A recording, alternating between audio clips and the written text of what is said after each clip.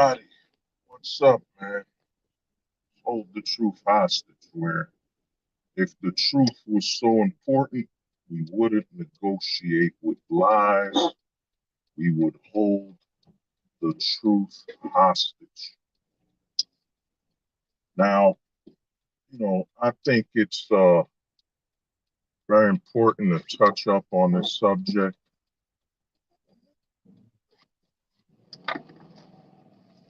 I think it's very important to talk about this subject, man.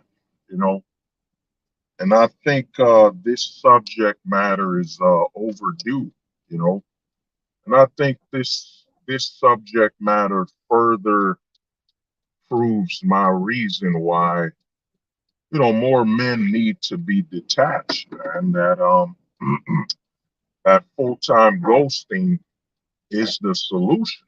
You know, because if you can see the thumbnail, if you're too young, you might not know what the thumbnail is, but the thumbnail is from Rambo. Rambo first. I think it was Rambo First Blood. You know, you gotta watch that movie, man. When you get a chance, you gotta watch. You gotta watch Rambo, the first Rambo movie, man, because the first Rambo movie, man, it's so deep and it's so clear about what life is today. You know, and also makes you wonder what men have been going through since the 60s and even before then. It makes you truly understand and comprehend what's going on. You know, because if you watch that movie, Rambo First Blood, or was it, yeah, I think it's Rambo First Blood. I might be confusing the titles. But if you watch that movie, man, it's about a man who comes back home, comes back home from serving his country, man. He went to the war in Vietnam. He comes back home, and then he's mistreated. He's disrespected after fighting on behalf of his country, man. After going to Vietnam, fighting on behalf of his country, and he comes back home, and he's disrespected. He's dehumanized. You know what I'm saying? They dehumanized Rambo in the first film. You know, they dehumanize him, and I know what you're thinking. What does Rambo have to do with stream? You know, what does Rambo have to do with this stream, man? About men always violent. What does that have to do with it? Because I think if you look at society today, one talking point I've overheard, and I've overheard this a lot. I've overheard this brought up plenty of times, is that this narrative that all men are violent. You know, the narrative that's being spewed that all men are violent and all men, wish to hurt and do harm to people. You know what I'm saying? That it's in our nature. I've heard this narrative over a million times. It's in our nature as men to be violent, when that's an absolute lie. You know what I'm saying? That's an absolute lie to dehumanize you as a man. Because if you look at the history of man, if you look at our history is about conserving, protecting, and providing to ensure that our offspring and our way of life can actually proceed and go on, because I thought about it, before I did this stream, I thought about it, I really thought about it. And I'm like, man, what to talk about, what am I missing? What haven't I covered? What haven't I talked about? And then it hit me. I haven't spoken about the narrative that's being pushed that all men are inherently violent.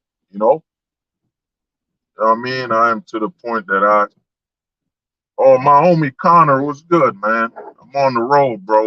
I'm on the road. I can't 100% read it, but while I'm slowing down, I can.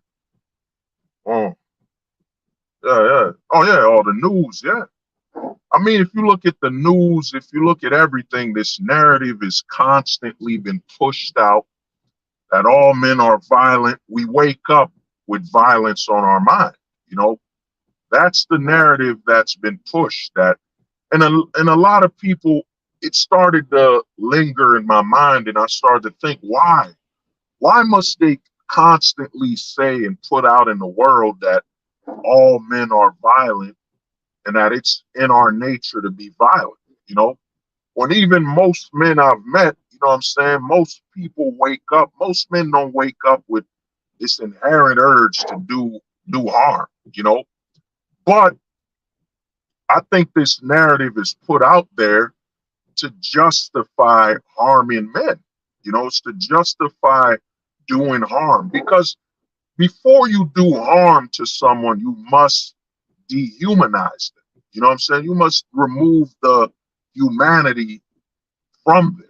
You know what I'm saying? So when you're in a society that's openly, without openly just says all men are violent, you know what I'm saying? All men are violent. A society that if you look at men's history, men are the ones that cook. Men are the ones, if you look up the majority of chefs and cooks are men. You know what I'm saying?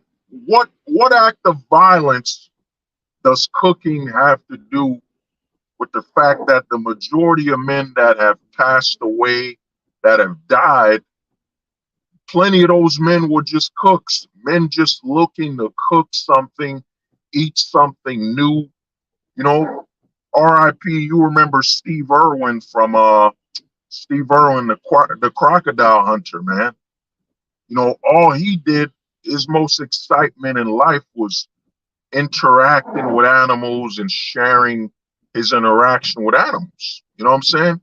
Steve Irwin wasn't going around hunting and, you know what I'm saying, killing these animals. Steve Irwin was going around showing you, paying respect to these animals by showing you that, yeah, you don't have to fear everything.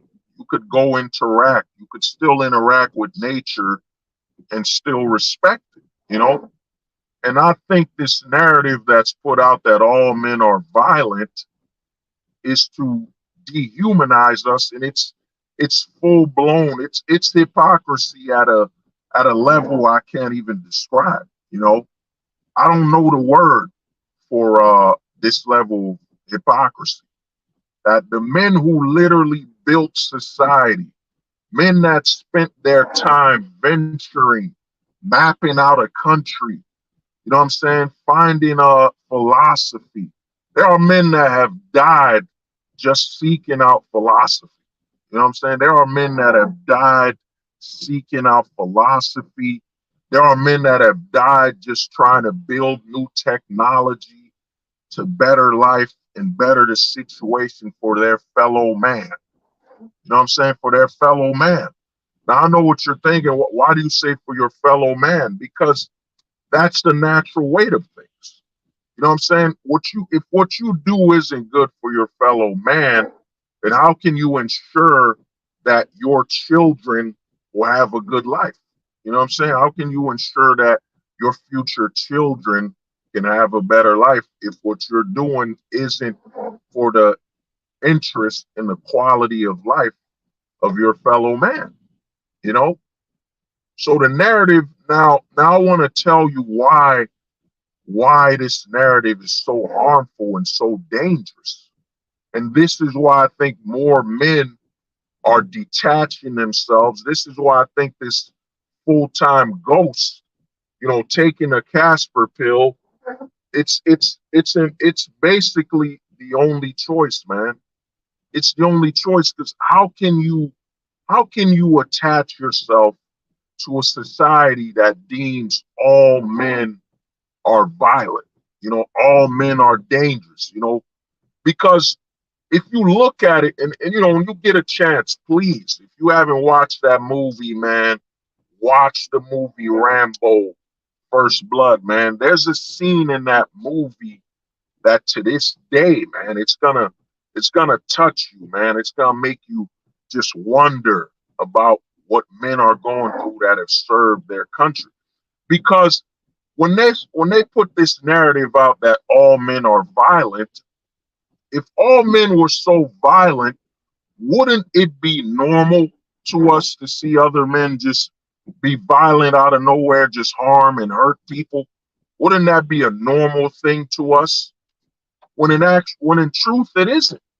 Like most men that have gone through war, like if you watch the movie Rambo, you gotta understand when you watch the movie Rambo, this is before they started identifying post-traumatic stress disorder, PTSD. There's a scene in the movie where Rambo breaks down, man. He breaks down in tears. He just, you know what I'm saying? He speaks about being haunted of his past deeds, of serving in Vietnam, the horror he's witnessed. He breaks down. He breaks down in that movie, man. You know what I'm saying? That is one of the most touching scenes of that movie when Rambo breaks down. Because think about it, Rambo goes to war, comes back to his country, and instead of his country greeting him with open arms, you know, showing him some respect, they attack him. They attack him and dehumanize him, and they blame the war on him rather than he's fighting on behalf of his country, man. He was drafted, you know, whether the war was right or wrong, he was fighting on behalf of his country. You know, all the people in the country, he was fighting on their behalf. Instead, Rambo comes back home and is blamed and is dehumanized. And I know what you're thinking. Why is this so important? Because, man, it shows you why you have no other choice but to detach from society. Because before the population, before the majority of people will blame the situation on the politicians, on the people in power, they will blame you. They will blame the first person close to them.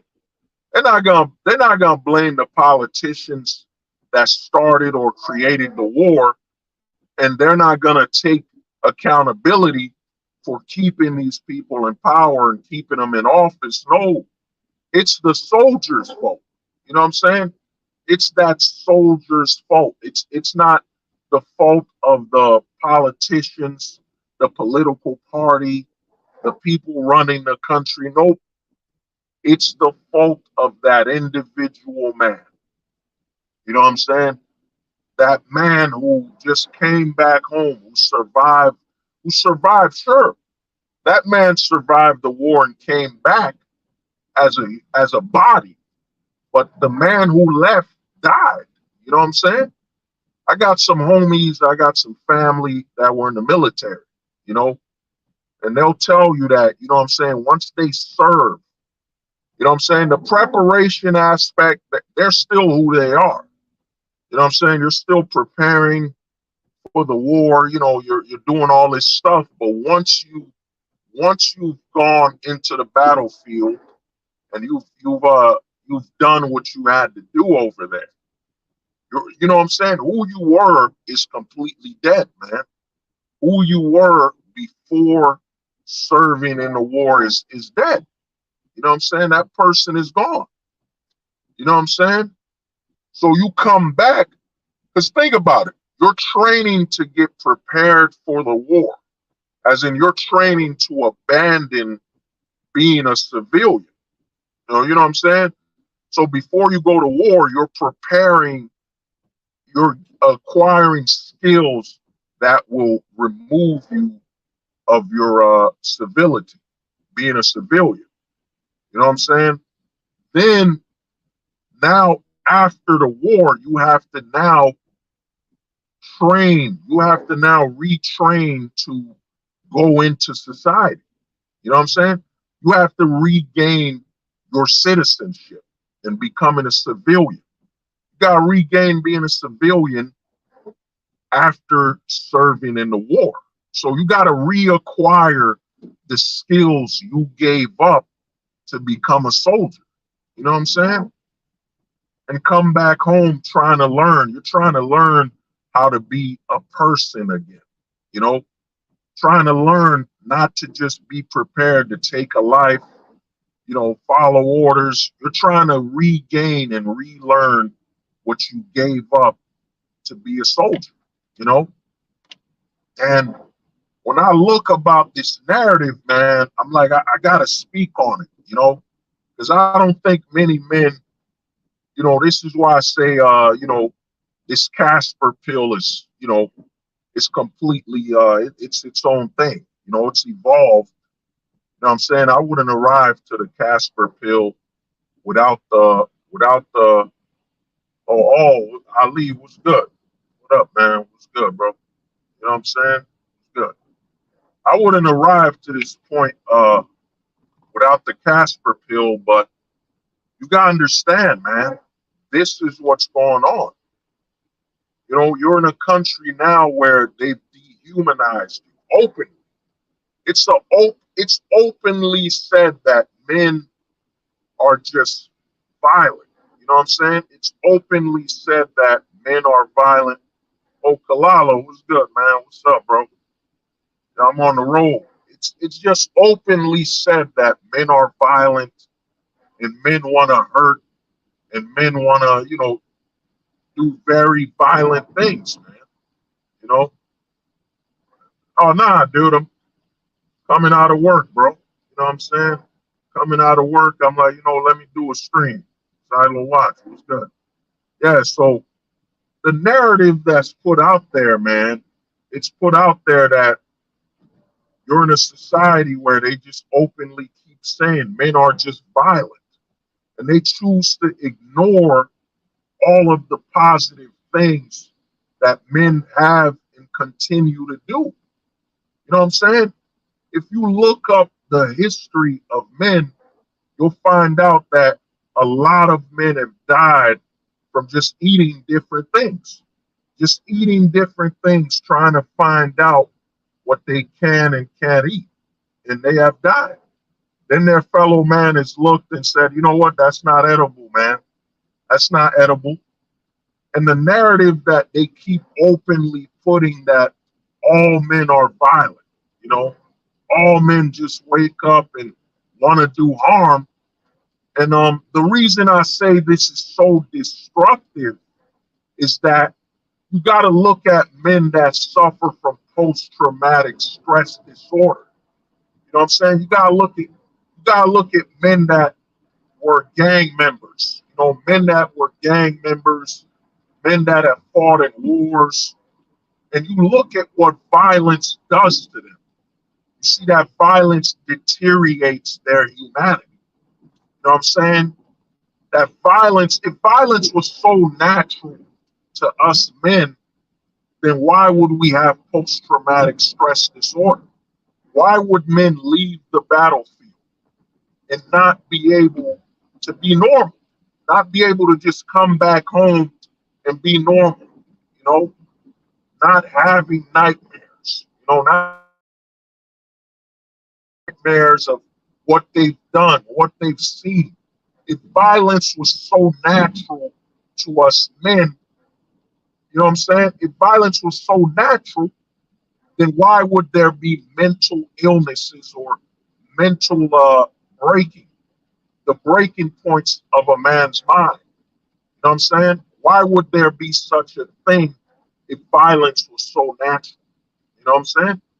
If violence was so natural for men, why would men come back from the war and have mental issues, suffer from a lot of psychological trauma, where they can't even live normal anymore. They got to be drugged up. You know what I'm saying? They have triggers. Like, I remember watching something where if a man suffers from severe post-traumatic stress disorder, certain sounds will trigger them. You know what I'm saying? Will trigger them into, fight or flight. It'll trigger them to either fight or flight, man. You know,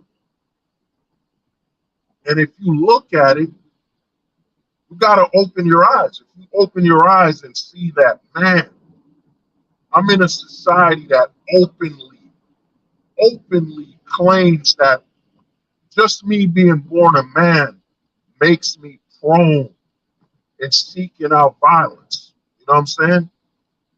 What does that say about your society? Now, what does that say about the society you're in?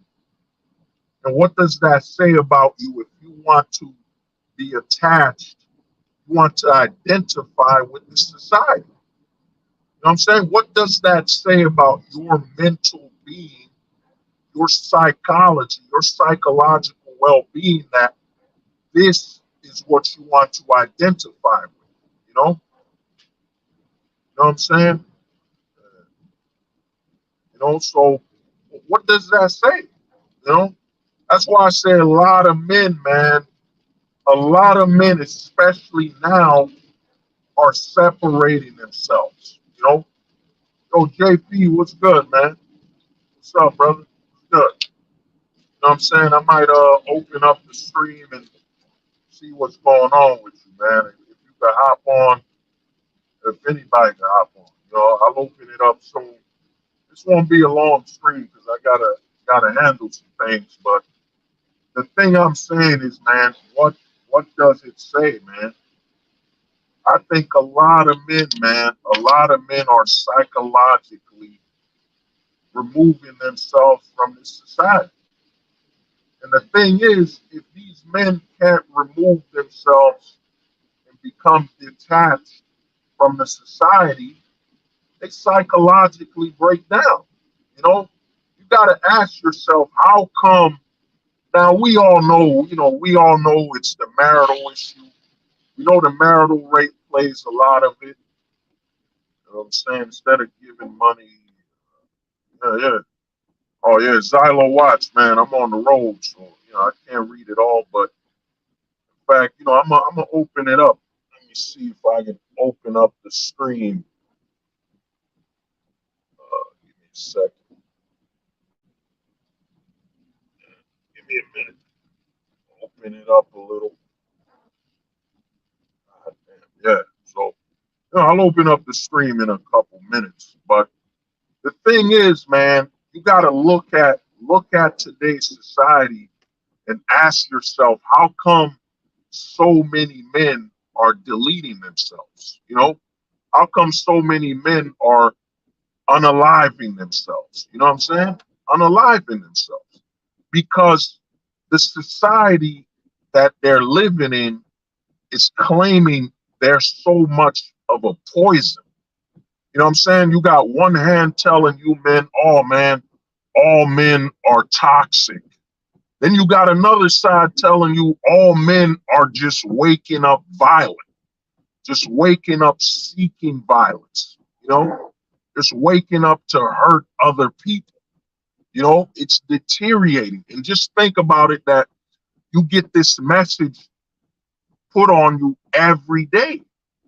You know what I'm saying? You get this message put on you, and they're ignoring all of the great things men have done. All of the great things that men have done that happen to not be violence. You know what I'm saying? All of the great things men have done that happen to not be violence. The fact that you got all these architects, technology, you know what I'm saying? I forget the word for food. I forget what they call food when it comes to that type of damn, it ain't artistry. Yeah, you got artistry, with artistic, the art men have put into this society. And you got to think about the men that have, because you got to think about the men that have died defending things. There's a difference between defense and offense. You know what I'm saying? And I think if you look at society, you got to ask yourself how much of violence was led by defense, by defending something versus going to war just for the love of it. You know what I'm saying? Just for the act of it. You know, and I mean, even when we look at a society of men, a group of men that are just prone to violence, we look at these men as troubled people. They got issues. You know what I'm saying? They have problems. You know what I'm saying? If your identity is built on just how violent you are, there's something wrong with you. You know what I'm saying? And other men start to see that and identify that in you, that there's something wrong with this guy, man. He's so prone to violence and anger. You know what I'm saying? He's so prone to it. He has to be. There has to be a defect. There has to be a defect in him, man. That he will be so comfortable with violence. I mean, I'll be honest with you, man. You know, you got the new Mortal Kombat game coming out. You got the new Mortal Kombat. And you know, my thing with Mortal Kombat, we used to play it when I was little. You know what I'm saying? We'll play Mortal Kombat. We do the fatalities, you know. But, you know, we didn't look at it as, yo, we wish we could do those in real life. Never. We just thought it was a fun aspect of a game, you know. Somebody who plays Mortal Kombat and says, man, I wish I could enact those fatalities in real life, we would say something's wrong with that guy, and we got to keep an eye on him. And, you know, he might have to be rehabilitated, or he might even have to be put away from society because his behavior is not becoming to ensure that other men around him can raise their families and can actually prosper. You know, his behavior, his attitude is not of quality to ensure that other men can prosper. You know what I'm saying? Can prosper if he's so prone to violence. I watch a lot of violent movies, man. I watched a lot of violent movies, but even I still, when I see scenes that are too violent, you know what I'm saying, I might, you know what I mean, I might back my head up, or I might show signs that, you know, it annoys me or it disgusts me. I'll show signs of that. It disgusts me. To me, when I watch movies, man, the scenes that really bother me or could get to me is when they're poking, when you see like some type of knife or some type of weapon heading towards somebody's eye. You know what I'm saying? Those are the scenes where I'm like, oh man, that's nasty. That's disgusting. You know what I mean? Those are the scenes where I'm like, oh man, that's horrible. You know? So even me, and I watch a lot of gore movies, man. I don't watch as much no more because of the the climate. You know what I'm saying? The social climate that is infected. But I know there's a lot of good old movies out there I haven't seen that I need to watch. You know, or some comics I need to read. You know, or novels. I'm not on novels or something. You know what I mean? But the thing is, the thing you got to understand is that a lot of men are detaching themselves because you got a choice, man. The society we're in right now, if you attach yourself to this society, you know what I'm saying? It becomes like just how much toxins, how much poison you have to attach yourself to. And we've seen what happens to the men that fully commit to this system and this society. We've seen that they're no longer with us. And if they're with us, they mentally are broken. You know what I'm saying? These men are so mentally broken and destroyed that, you know, we're not even 100% sure.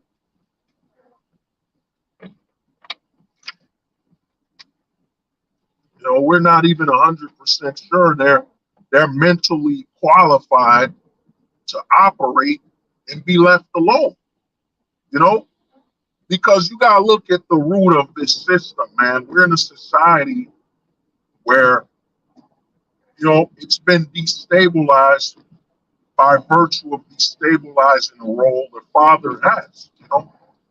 They've destabilized the father's role, and once you live in a society where they've destabilized the father, you're really living in a society where all the offspring were raised at a point of, and I'm trying to remember the word, and when you're in danger, it's not when you're in danger. Yeah, at a point of helplessness. You know what I'm saying? Helplessness.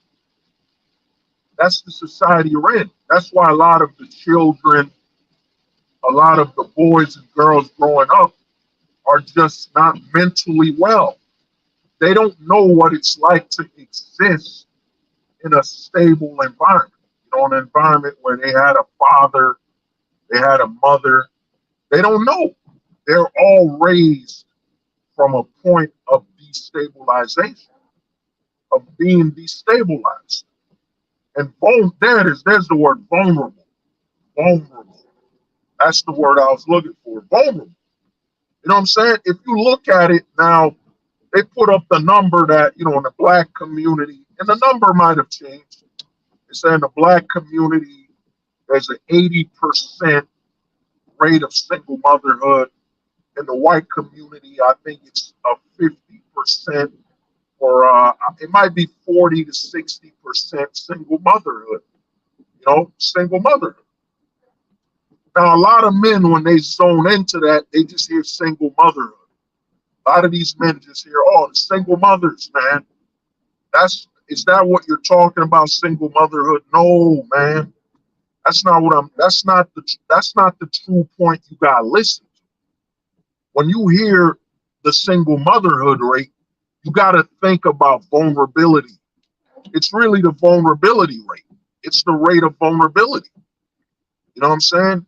It's the rate of vulnerability that a lot of these children and a lot of their mothers were in, a rate of vulnerability. So let's say in the black community, let's say they said 80%, and it could be more. Let's say 80% of the children being raised are in a vulnerable position, vulnerable. Then in the white community, let's say I think it's 40 to 60% of the children are in a vulnerable rate, a rate of vulnerability, an unstable environment. You know what I'm saying? Latino community, I don't got the Latino community numbers. And the Latino community, man, they coming after y'all, man. Y'all next, man. Y'all really next, dude. It ain't no joke. You know what I'm saying? I filled out an application, man.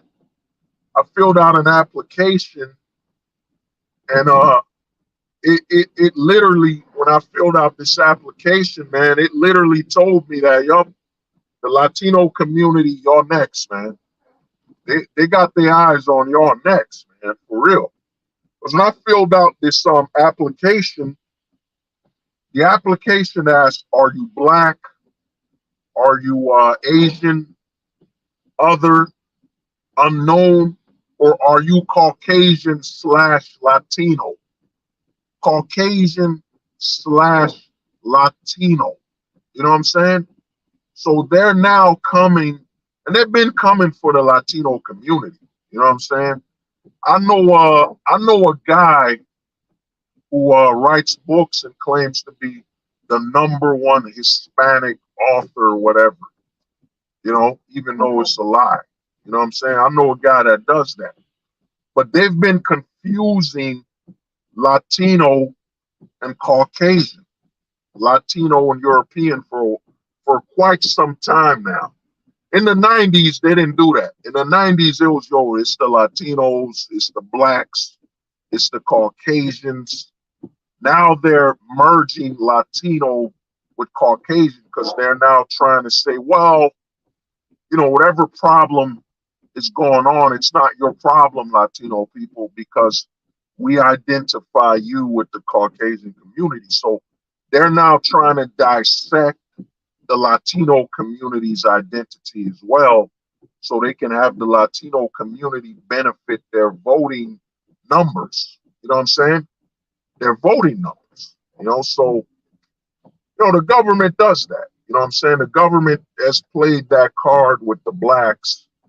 It's played that card with the Germans, the Italians, the Greeks. The government always plays that card. God damn, man. Yeah, the government always plays that card, man. Where they seek to basically take away your cultural identity so they can have you bend to the will of the identity they seek you to play and benefit. But yeah, give me a minute. Give me a second. Gotta give me some gas.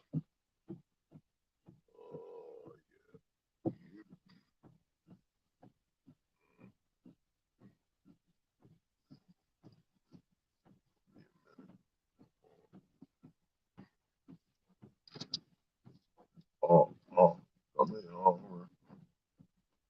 yeah, give me a second. Let me get some gas.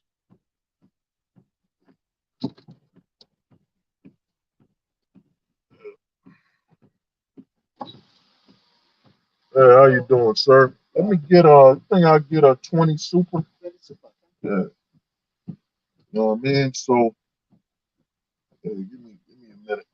Gotta get this bread.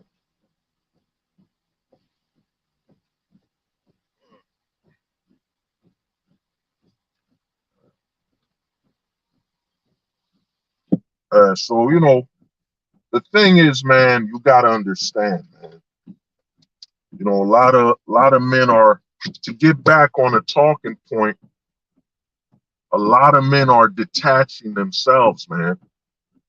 A lot of men are realizing that if you remain attached to this system, it will only end in your poisoning, in your own self sacrifice and suffer.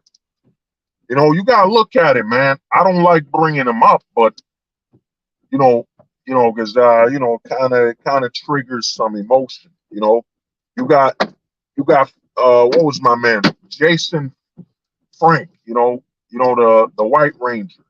Think about it, dude. We lost the White Ranger. We lost Chester from Lincoln Park. We lost the lead singer of Soundgarden. We lost so many men, man. And some of them, they didn't really have any problems, even though they were celebrities, whatever.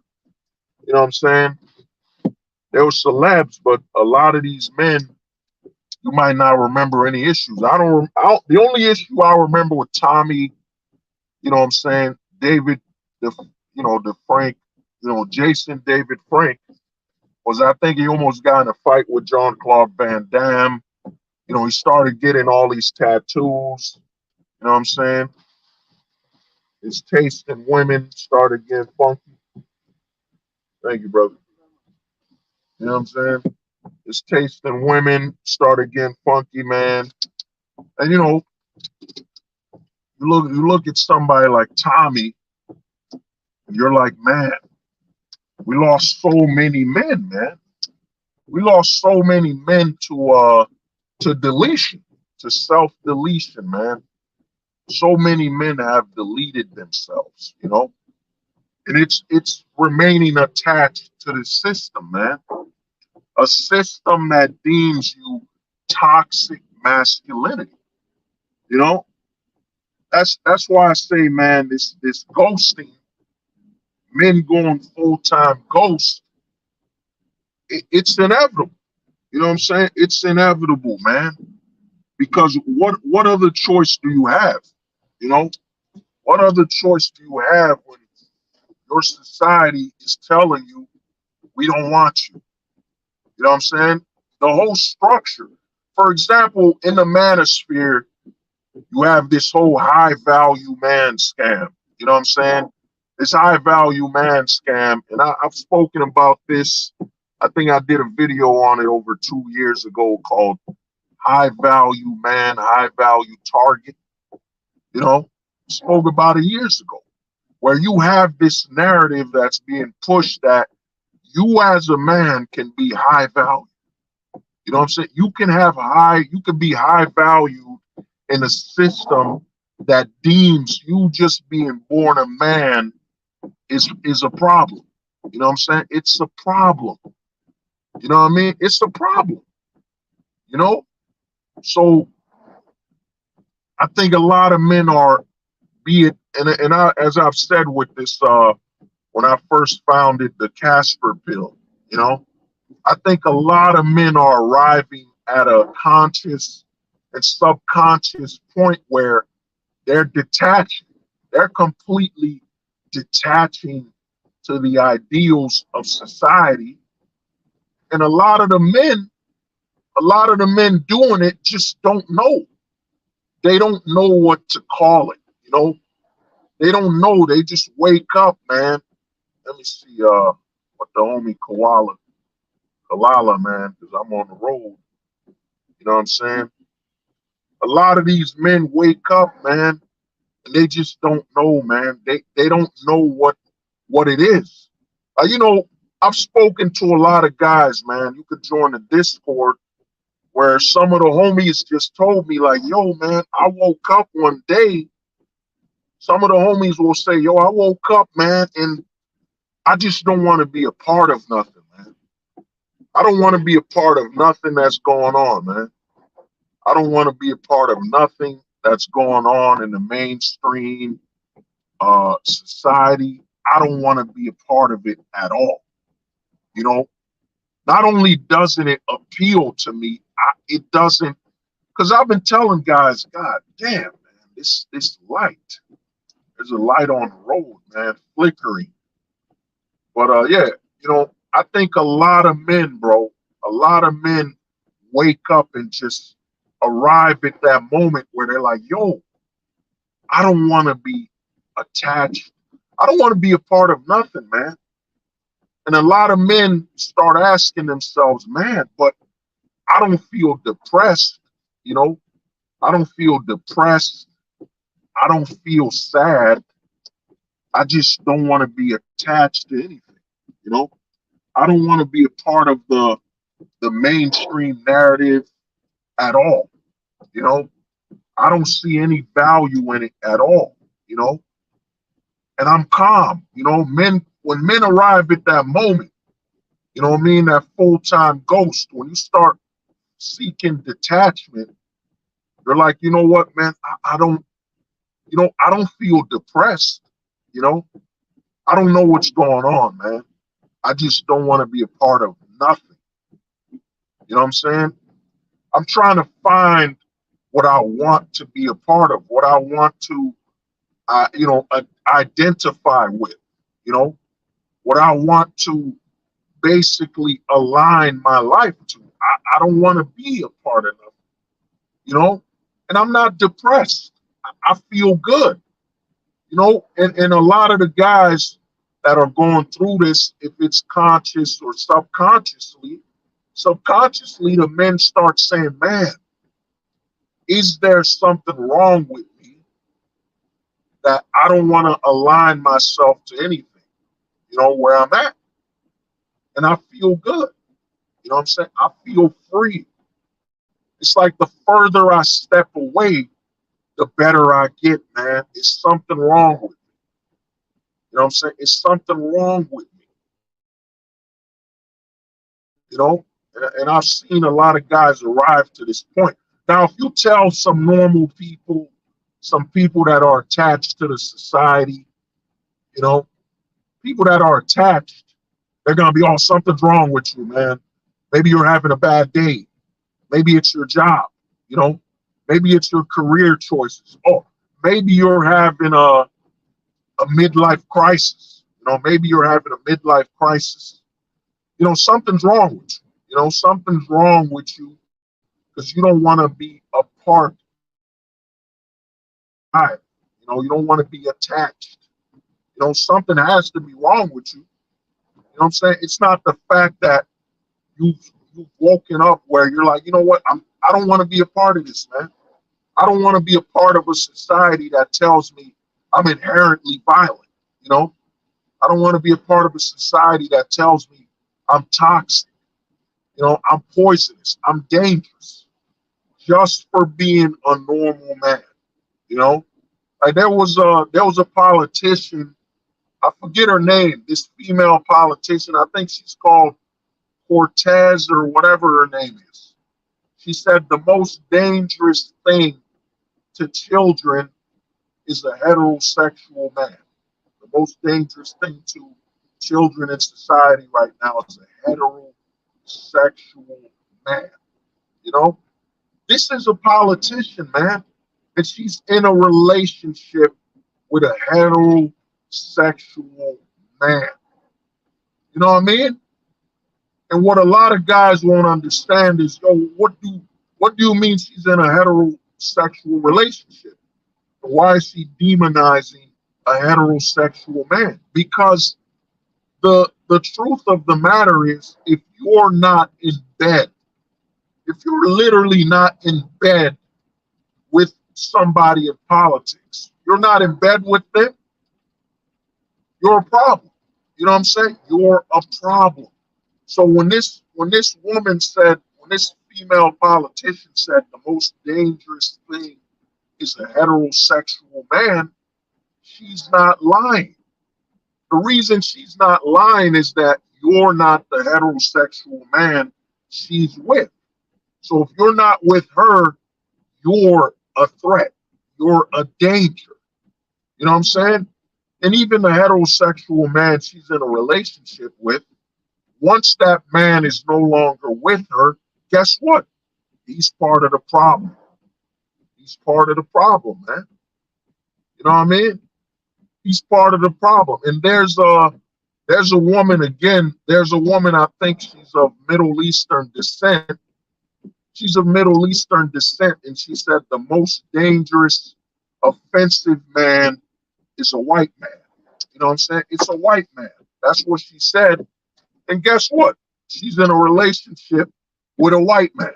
You know what I mean? So you got to understand, man, the narrative that's out there. You know, yeah, or the homie Koala, man. You know, Koala put less stressful. Yeah, I mean, the ghosting thing is less stressful, you know, so long as you understand it, you know, because a lot of guys, man, I said a lot of guys are just in a situation where they just don't understand why they're detaching from society and stepping further and further away. Like there's a comic book character, if you want to look him up, there's a comic book character called The Watcher. You know what I'm saying? There's a comic book character called The Watcher. Oh, Spec, what's good, man? What's good, bro? There's a comic book character called The Watcher. You know what I'm saying? And The Watcher, all he does is watch society. And I think a lot of men are stepping further and further back. A lot of men are stepping back and they're realizing that, yo, man, I can't just be operating within society. I need to have a vantage point. I need to have a vantage point where I can step back and see what's going on. You know what I'm saying? See what's going on so I can avoid what's happening, you know? Because, I mean, we're in a society that's literally saying all men are violent, you know? All men are just violent and in the pursuit of violence, even though, as we've seen, violence makes men sick. You know what I'm saying? Violence makes men sick, you know? If violence was so good for men, how come a lot of soldiers come back with post-traumatic stress disorder, or literally they have a decay of their character? You know what I'm saying? They lose their identity, they lose who they are. You know what I mean? Oh, Spec, what's good, man? Be able to go full-time ghost. I still have to work, but other than that, nah, dude, my brother, man, you could still full-time ghost. If you got a job, you working, you still good, man. The full-time ghosting, it isn't about hiding from society, man. It ain't about hiding. It's about living your life, man, without any attachments to society so you can maneuver at your own speed, at your own rate. You know what I'm saying? So, anybody working, man, you got a job, you're 9 to 5 and all that, you can still full-time ghost. The thing is, you got to start looking at what you're doing, how you're living, how you're living your life, you know, your living situation. You know what I'm saying? Because full-time ghosting is you got to push yourself further and further to the point where you have far less accountabilities, far less liabilities. You know what I'm saying? It's liabilities. A lot of men in America, man, a lot of men in the West, they're getting sick and they're getting mentally destroyed because all these men are doing is stacking liabilities. That's all they're doing. They stack liabilities while they're saying, "Oh, I want to retire early. I want to retire young. I want to retire young while I'm paying a car note for a $50,000 car. $50,000 car. You know what I'm saying? I'm buying a house, but I'm not making money off the house. You know what I'm saying? I'm not making money off the house. I'm not renting it. I'm just buying it to live there.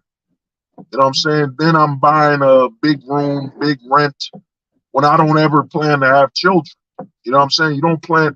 The thing a lot of men need to understand is that once you don't plan to have children, you spending your money, and I'm about to break something right now. I'm about to break something that's gonna mess with your mind.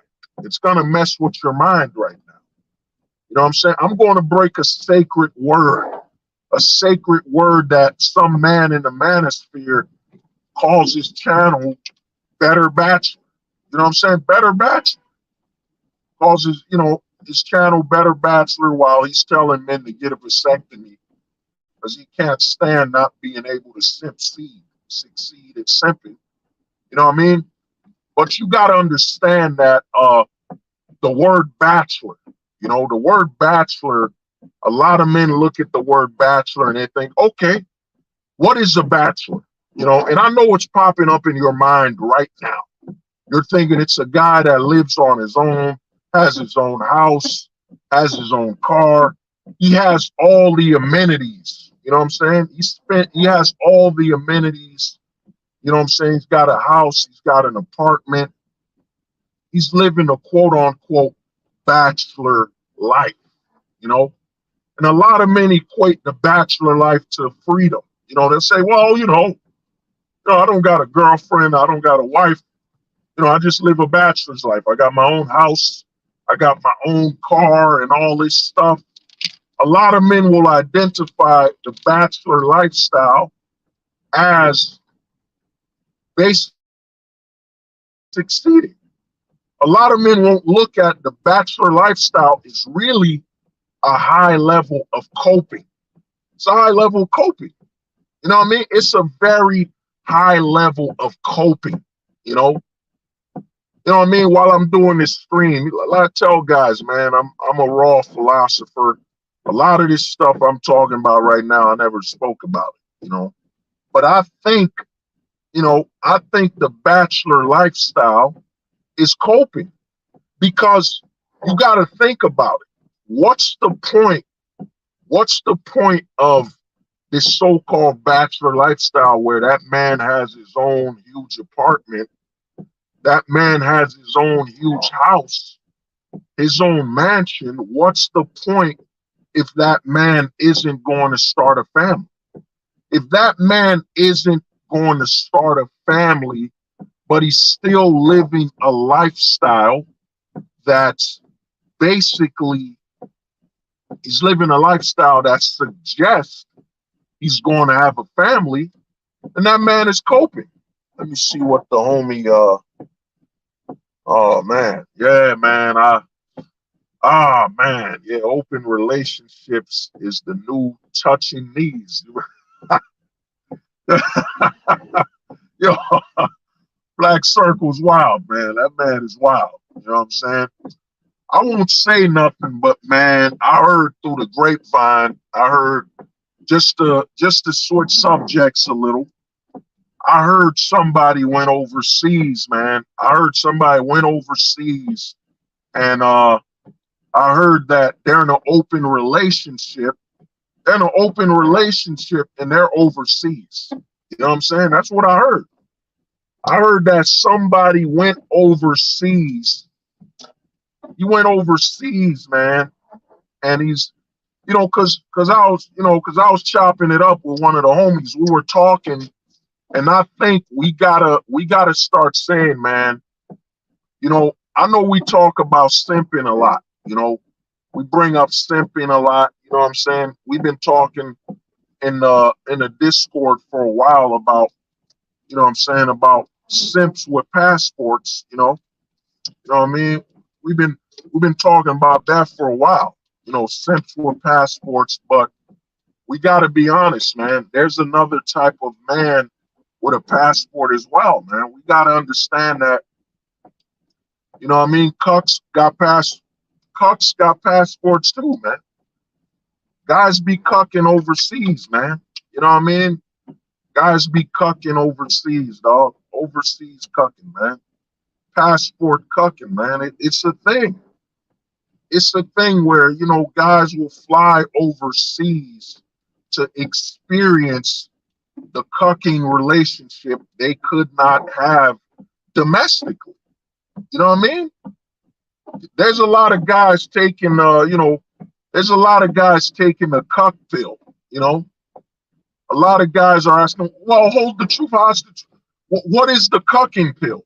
What is the cuck pill? Well, the cuck pill is simple. You will cuck by any means necessary, man.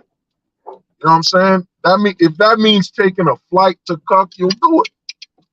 You know what I'm saying? If that means you can't cuck domestically, you will cuck overseas, bro. The cuck pill is real, man. You know what I mean? I was talking to one of the homies, man, and I was like, wow, man. I didn't even know. I mean, I knew simps had passports, man. We all know this. We all know simps got passports, man. But cucking, oh, my homie, man, the homie Spec, man, cucking beyond borders. Cucking beyond borders, man. Yeah. I mean, that's a better terminology right there. Shout out to the homie Spec, man. I'm gonna start using that. You know what I mean? There's a lot of guys cucking beyond borders, man. I kept telling guys for years, man. There's a lot of simp seed. You must be successful at simping. You know, I've seen some guys that are passport bros that are really the passport. Some guys that are simping with a passport simp, where dude, they go overseas. And I was watching this guy's video. He's overseas, and every video you see is him and his girl going out to lunch. Like, she's not cooking him food. She's not preparing anything for him. You know what I mean? She's not even cooking nothing. Every video is him with his girl going to get lunch or dinner. You know what I'm saying? You just see them eating together. Every meal, she never cooked nothing for him. You know what I mean? She never cooked nothing. And I've seen this in some Passport Bros videos, because you got to be able to identify the infiltration. A lot of men are just so desperate to identify with other men. You know what I'm saying? So desperate to belong that they don't see an act of infiltration. They don't see it. You know what I mean? They don't see the act of infiltration right in front of them. You know? Like, I've seen videos where I'm watching a video of a so-called passport bro, and every video, man, every video this dude is on, his girl and him are going somewhere to eat. Like, couldn't you experience that in America? I know the food is cheaper. The food is more affordable. You know what I'm saying? The food is more affordable overseas. You know what I mean? The food is more affordable, but why are you overseas and your woman's never cooking you anything? They're not cooking them nothing, man. Every video, bro, they were going to some spot to eat. You know what I'm saying? That's the sign that you're either simping or cucking overseas, man. Every video, bro. Look, guys, look at me. I'm succeeding. I'm a successful cuck. I'm a success. Yo, remember that song for Animaniacs, man? We're Animaniacs. Remember that? I'm gonna flip that. We're cucking all the time. We're taking flights to cuck. So I brought all my money overseas. We're cucking. Oh man, I don't think I got the lyrics, but yeah, man. You see what the homie Black Circle dropping right here, man. You know what I'm saying? These guys want traditional women that cook, and then they're going out to every meal. Yeah, it's the scam, man. I don't say everything, man. A lot of times I'm an observer. I observe things, because I know how this internet game works, man. People will say, oh my God, hold the truth hostage. You're hating on him because he's got more subs, more followers than you. You know what I'm saying? They'll bring that up. But I've seen, bro, I've seen I've seen a large amount of so-called passport bros, so-called men succeeding overseas. They're saying, look, man, look at my girl. In every video, they're going somewhere to eat, man. You know what I'm saying? They're going somewhere to eat, man. She don't even want to cook for you overseas. That's why I tell guys, when you go overseas, you got to adapt to the men over there. The men over there ain't going out all night, every night to eat. Yo, that girl is cooking them something, man. That girl is preparing a meal. And if they go out, it's to just take a walk, maybe get an ice cream or something, hold hands or swim, all that romance and togetherness stuff you can't experience in America. You know what I'm saying? Without it being a trap. You know what I mean? So I've seen it, man. I've seen the cucks, man. The passport cucking. You know what I'm saying? The flight cucks. You know what I'm saying? Flight of the cucks. You know what I'm saying? It's a new epidemic in America. Let me put my 1940s voice. You see, there's a new epidemic in America. It's called the flying cucks. They're flying all over the world, seeking a way to cuck by any means necessary. They're cucking beyond borders. They're the flying cucks. You know what I mean? They're flying from America. They're flying from Europe. The flying cucks cannot be stopped. You see? They're cucking by any means necessary. They're the flying cucks of America. How do you identify the flying cuck? How do you know? How do you know who isn't a flying cuck? The flying cuck will save all his money to fly overseas. The flying cuck will send you photos of the woman he's with that he's paying money to take care of another man. Oh shit! Whoa, a rainbow! Holy shit! Oh man! Yo, remember, man, dude? Let me see. Look at that fucking rainbow. You know what I mean? Look at that. You know what I mean? Damn, man. Remember when seeing a rainbow and saying you saw it was normal? You know what I'm saying? Remember that? You know what I mean? Let me see. Damn, man. What's wrong with this? Oh, man. This fucking phone is acting up. Man. Damn, man. Remember that? Yo, remember when seeing a rainbow, you were like, whoa, a rainbow. You were like, wow, that's awesome. I saw a rainbow. Wow. You know what I'm saying? Remember that video on YouTube? That guy was like, oh my God, it's a double rainbow. You know what I'm saying? Try saying double rainbow today, man. You know what I'm saying? Double rainbow right now is like a fucking It's like a position today. Oh man, he's in the closet doing a double rainbow. Oh my God. He's in the closet doing a double rainbow. You know what I'm saying? You can't even say you've seen a rainbow anymore. Man, look at the majesty, majestic, the majesticness of that rainbow. You know what I'm saying? Yeah, man. Oh, they've hijacked it all. You know what I mean? You can't even say, look, a rainbow. You know what I'm saying? You gotta watch Lucky Charms commercials. You know what I'm saying? With your head going back and forth. You know, you're watching a Lucky Charms commercial. And you're like, yo, man, you know what I'm saying? I don't even eat Lucky Charms like that. You know what I'm saying? I take all the extra colors out my Lucky Charms. Oh, car accident. God damn. You know what I'm saying? You know what I mean? I don't even, you know what I mean? I don't even eat the colors in my Lucky Charms. You know what I'm saying? I remove the colors out my Lucky Charms. You know what I'm saying? So I'm not into stuff like that. You know what I mean? I'm not into the rainbow like that. You know what I'm saying? Holy shit, car accident. Man, that is crazy. Like, how do you hit a car coming out of the parking lot? Man, dude, man. The people that drive in this neighborhood, you know what I mean? It's crazy. But, you know, just be aware of any American man, the flying cocks.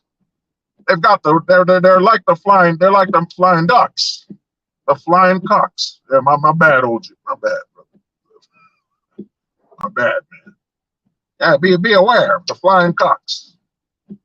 They're flying all over the world in a pursuit to cuck by any means.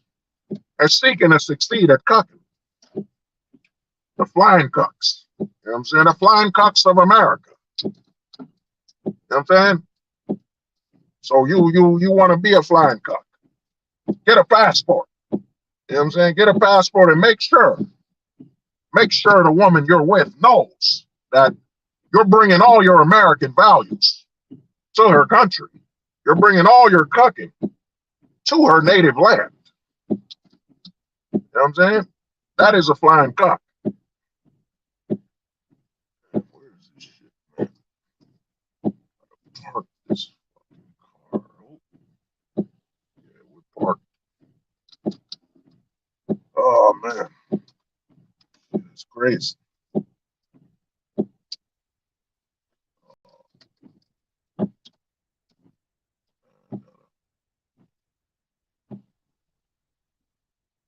Okay, yep.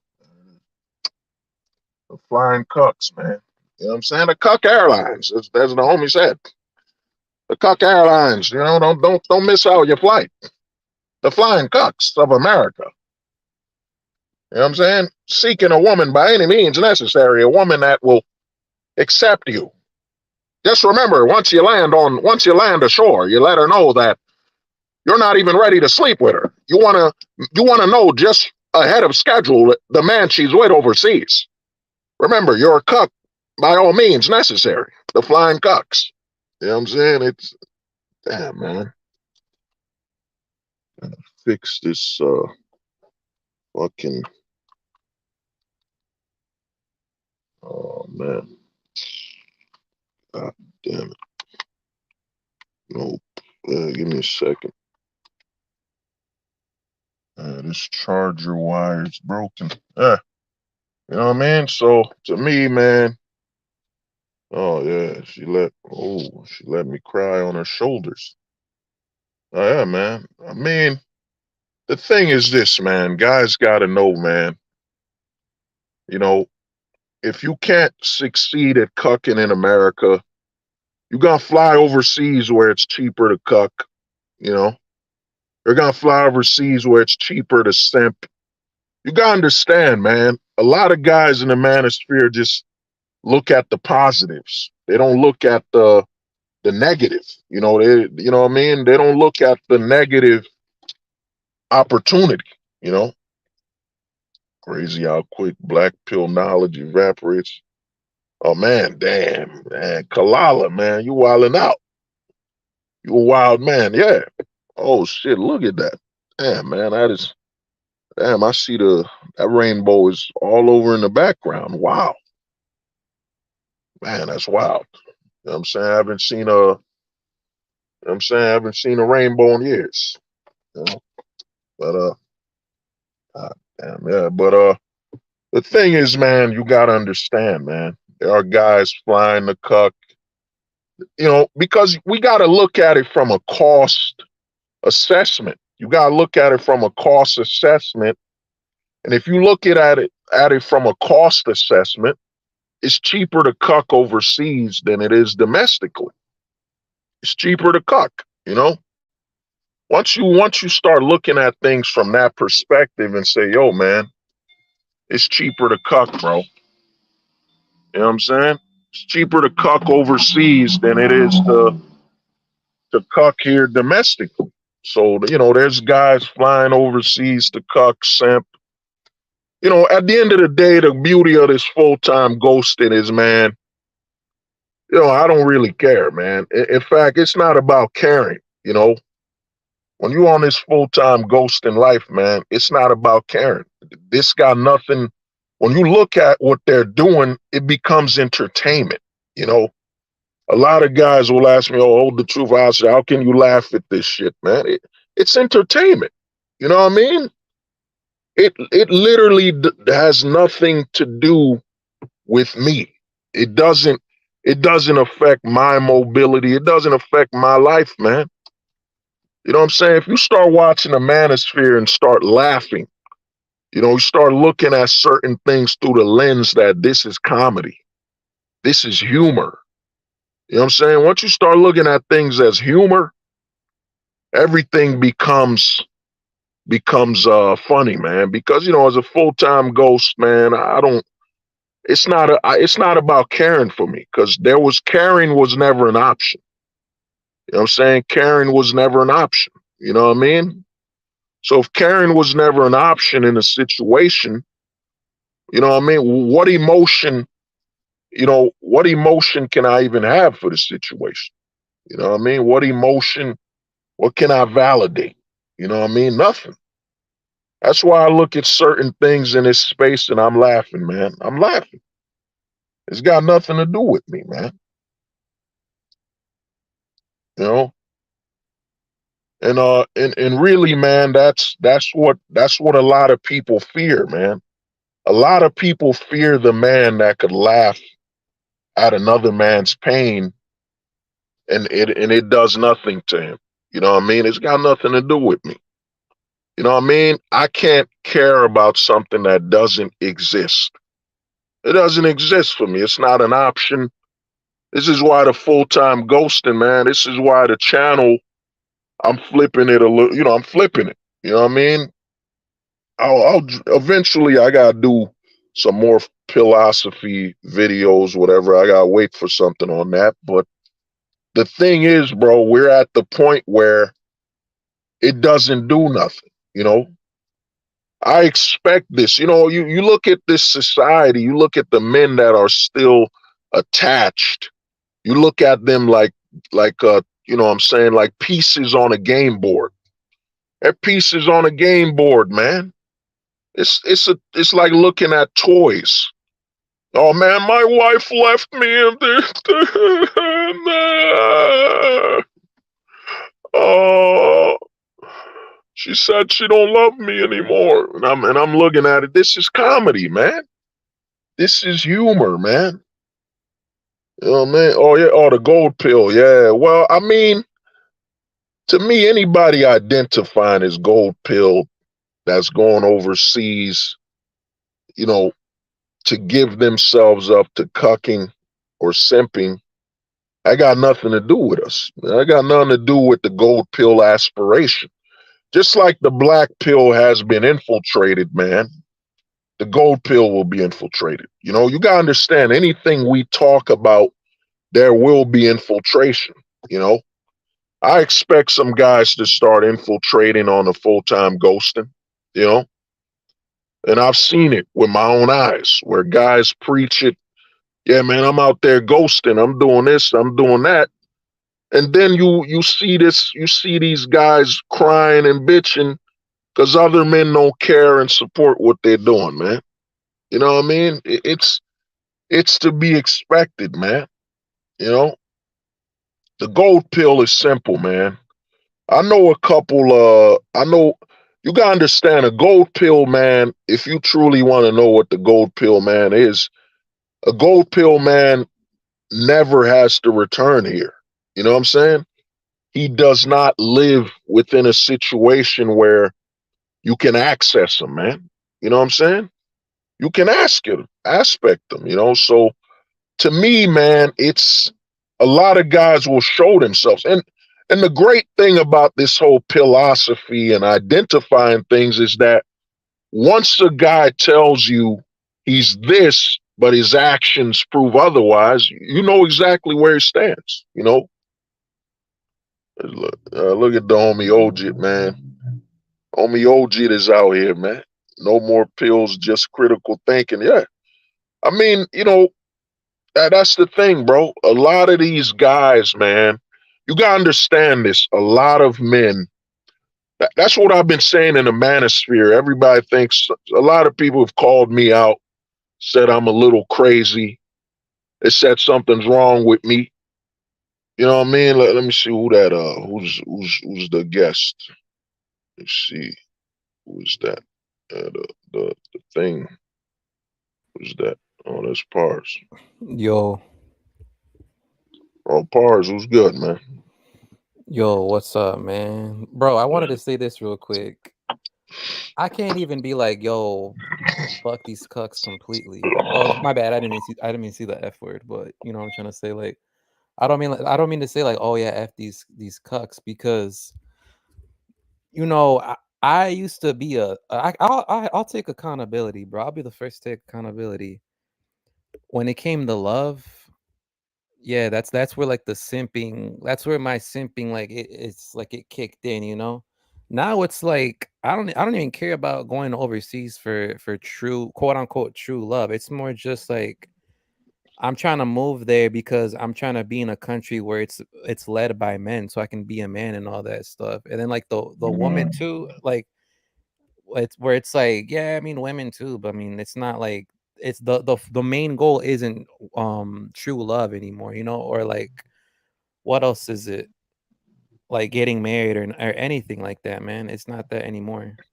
Uh, well, I mean, to me, man, it's the Americanized man. The Americanized man goes overseas for love and all the stuff that they don't understand that's feminized. Yo, the women are supposed to be, even that, I mean, the romance and all that. Men aren't really romantic. You're supposed to be more gentle. They flipped a lot of things men did naturally. Like when you're around a woman, you're gonna be more soft, more caring, more careful with how you treat her. You ain't gonna give your homie like I'm gonna tell you, son. I know this dude. I was chopping it up with him, and I saw he was awkward. He shook a woman's hand with the same force as he shook a man's hand. And I was like, that's Oh a no, sign that bro. something's wrong with him. You know what I mean? I've You seen don't give that. a woman the same pound like you heard. And I saw her look at her hand, and I'm looking at him like, come on, dude. You don't something's wrong with you. You know, psychologically, if you're a man and you don't know to turn it off when you're around the women to be less you know what I'm saying, less aggressive, then something's wrong with you. But my thing is, man, you know, while you're here, you know, you're a younger dude, let me get your thoughts on what is your thoughts on them dehumanizing men by saying that we're prone to and we look for violence. That violence is natural for us, even though it's been proven that a lot of men who have gone to war get PTSD. They get sick. Like too much exposure to violence destroys a man. So what is your thoughts on a society where they're telling you by virtue of being a man, you prefer violence. You know, you look for violence. You know what I'm saying? What are your thoughts on that? Yeah, it's just another reason to sissify us and turn us into beta male cucks because basically what they're saying is like Yeah, man, you know how we like to fight sometimes, like just like playing around and shit, like we'll just fight. Like they're saying like, "Oh yeah, stop doing that." You know, paint your fucking nails, listen to K-pop, watch all these closeted animes. That's what they want you to do, man. And until you do that, oh no, you're this, you're that, you're toxic, you're too strong. You need to smile more. Have you heard that? You need to Uh, smile more, man. Like they want yeah, you and just to I be a heard. sissified. I mean, yo, man, I'm from the '90s, bro. You know, we ain't take our photos smiling, man. The picture for any Yeah. black dude in the in the neighborhood, the '90s was all your photos were, you know, Yeah, you know yeah. what I mean? Bro, No in smile. Mexico, I'm not my saying you uncles, don't, but man. you know what I mean. We didn't smile, This but gonna be a culture shock, man. If you go to like somewhere like Colombia, Brazil, Mexico, and you see like the fat like let's say you go to a chick's house, you see like family photos, all the men they're gonna have like a straight face. That's how it was. And when I went to Mexico, I seen all of my uncle's pictures, straight face, every single uh, one, no smile, no nothing, just a straight face. oh man. I mean, the thing is, man, it's they want you to look at that because the romance. Because think about it, a lot of things men don't understand has been hijacked. You know, they've told us that we're romantic, we're loving, when in truth, a man is just more gentle. They've turned the word gentle to romantic. They flipped a lot of words and altered it to control the men. Like the men in America think, yo, let's say me and you, let's say you go to Colombia, you with a chick, man, and you being kind, you hugging her, you being respectful. They're gonna say, oh, look at Pars, the romantic. When really Pars is just being you know what I'm saying? Pars is just being gentle with the woman, as he should be as a man. You're gentle around women. That don't mean I'm romantic. I'm just being gentle. You know what I'm saying? That's Yeah. that's how they flipped everything. Everything you do has to be in the category they seek you to identify with and seek you to fit in. You know what I mean? When truth, men aren't romantic, man. Men are just gentle. You put a woman in a room, all of a sudden our gentle vibe activates. Now I'm more gentle, I'm more caring, I'm more kind because I don't want this woman to see me as some type of gorilla or some type of animal that can't control himself. You know what I'm saying? That's why the energy changes. A lot of dudes in the manosphere will say, "Oh, you're simping." No, you put a woman in a room with a lot of men. Those men now automatically, systematically go into their heads where, yo, we can't be seen as a danger or a threat to this woman. So we got to change and, show her that, yeah, she's amongst a lot of guys, but she's not in danger. You know what I mean? That's why men's energy changes when you put a woman there because naturally it has to. It naturally does. But, another thing I was trying to say is that, in the manosphere, they say the women are chameleons and all this. No, man. And they've been calling me out on this. Oh, the truth, you're a feminist sympathizer. No, the most chameleons in the manosphere are men. It ain't women. A woman will not join a group to talk and pretend to go with what they're talking about for 2, 3, 5, 6, 7, 8, 9 years. A woman will not be that loyal to a cause. She's not going to waste her time, especially if there's no resources involved in it. But how many men have we seen in the manosphere infiltrate? Just straight up chameleon from Mortal Kombat, just transform to, or Shang Tsung, just adjust, talk all the talking points, agree this and that, change their talking points, and then boom, fast forward 2 months, 3 months later, they've changed. They ain't no more chameleons in the manosphere than men, man. The men are the most chameleons, man. Ain't no such thing as the women are the most chameleons, man. That's weird speak, man.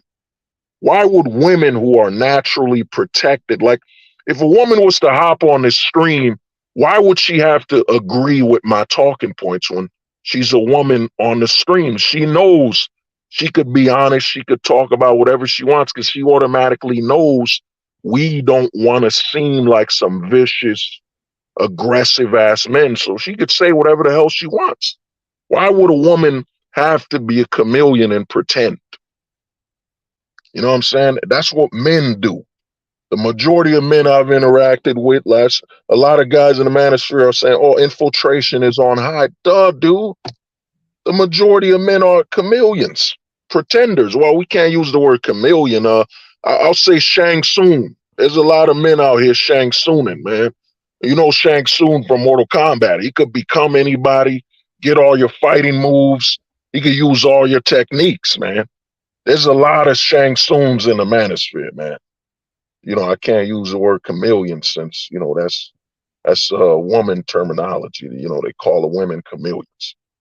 You know, what I mean? Well, what's your thoughts on that? A lot of guys just saying whatever it has to be said to fit in, man. What's your thoughts on men just trying to fit in to pretend until they get what they need to go back to their simplification? You know what I'm saying? Their simp identity and all that stuff. Well, what's your thoughts on that? Yeah, man, it's pretty much. I don't even think half of them even know it. Like they just do it. Like they'll pretend like, oh yeah, I'm not a simp. I'm anti-simp. Look, guys, I'm not a simp. And it's like, yeah, you're not a mega ultra cuckold simp. Yeah, you don't go on Twitch and donate to women. But when a woman says hi to you in person, see, now you're gonna start simping hard as fuck. Now you're gonna, oh yeah, can I buy you this? Can I do this for you? Can I do that for you? It's Well, like guys think that, oh, just because they're not simping online for like chicks, girls and all that, that they're not a simp anymore. No, man, the word simp, it gets deep, man. Like you can simp in hella ways, man. Whether that's like you at the bar, like you can simp at the bar, like, oh yeah, hey goddess, like, oh my god, like, or just some weird ass shit. You know what I'm trying to say, man? well, I mean, we've seen it, man. To me, all I've been telling guys is for over 2 years, man. My talking points haven't changed, man. That the majority of the manosphere, everything you hear about the women, it's over 90% of the time it's the men. The chameleons pretending to do this and get that. Dude, the people that want to belong the most, the people that are so desperate to fit in, and history even proves it, where you see guys joining in gangs, guys doing heinous acts. It's the men. Dude, no one will do more to belong than a man. You know what I'm saying? This constant narrative of women, women, women, women, speaking of the women like they're big bad boogeymen, when in reality, man, the truth is that it's the majority of the men, man. I've seen it. I've seen more men flip in the manosphere than I've seen women. When I see women grifting or women hustling, they just stay on point, man. They stay. You could go to some female channels that have been saying the same thing for now over 7, 8 years. The same hustle, the same simp hunt. You know what I'm saying? The same talking points. They adapt a little. You know what I mean? They adapt to conserve. Like I've seen the women, they adapt to conserve and preserve their points, their value. While the men will adapt to hide their true identity and who they truly are. You know what I'm saying? That's what I've seen all over this space, man. That's why this narrative, oh, dude, it's all the women, this and that. I'm like, dude, I don't see it from the women. You know what I'm saying? I've seen the majority of it from the men. You know what I mean? Guys that will be on a stream for over 8, 9 hours. You gotta think about that. Guys that will be on a stream for 8, 9 hours, man. Then literally will literally switch. They'll switch once the opportunity presents itself. Whether a woman says hello, whether their chance to fly, whatever it is, they'll flip. They'll switch, man. Because there are more Shang Tsuns than there are chameleons, man. Women don't got time to waste Like a woman's getting 100 men in her DMs. You think she's got time to be a chameleon? You know what I mean? She's got time to be a chameleon to men that ain't putting no value, no resources to her. What time does she have to be a damn chameleon when there's seeking arrangements where she could, you know what I mean, what they call that, get a sugar daddy or something. You know what I mean? So this narrative that the women are the ones that are the chameleons, the problems, it's a lie. It's a lie, man. If you look at the manosphere while looking at your own reflection, you will see that the majority of the problems, the legally it's man-made, and legally and on a perspective of self, a lot of men are seeking to preserve their ignorance, so they're gonna put their narrative on the women. When in truth, man, you know, the women are nothing but a reflection of the men. The law has like we were talking way back not too long ago about entitlement. There's no such thing as female entitlement. You know what I mean? She's entitled to whatever the law presents and provides. So if a chick is literally hippo built and she says she deserves a man with a six pack, 666, the three sixes, she does. Legally, she's entitled to it. You know what I'm saying? So what is she making up? You know what I mean? So to me, man, this section, this is why the full-time ghosting is happening. You know, more men are moving away and they're not validating this stuff. And in my honest opinion, I don't have no problems. I have no problems with what other men are doing and what they're doing, because what does that have to do with the path I'm on, man? What does that even have to do with how I'm existing and where I'm at? What does this have to do with my mobility and my freedom? If a guy flies overseas and we've seen it where guys are flying overseas to literally cuck, man, where they're literally paying a chick. One of the homies told me this guy flew overseas and he was sending money to this chick that kept saying, I need money to buy home appliances and all that stuff. And he doesn't even live with her. He's not even with her in any term of the thing. So to Damn. me, man, it's got nothing to do with us, man. That's why I look at this full-time ghosting. I'm like, dude, I've detached myself from society. Well, what can you do to me, man? What can your choices do to me? What's your thoughts on that, man? You know, Yeah, you- yeah, man. Like when it comes to traveling, it doesn't matter if you're still a cuck. It doesn't matter if you're still a simp, man. You're gonna get finessed because the thing. Have you noticed this about passport bros? Is they'll be like, "Oh yeah, one of the passport bros, he just went to let's say for example Mexico. He was with the Mexican chick and he got set up. Oh well, looks like we're never gonna go to Mexico then." And it's just like, bro, that can happen literally anywhere, bro. uh, Speak uh, on it, bro. Like that, it's because he was a cuck. oh, I get what you're saying. You're Yeah, saying guys that have gotten caught up in a problem, and now other men are looking at that country as a no-go zone. yeah. When Like in, is that when as if that can't happen anywhere? Like you can uh, get cucked anywhere.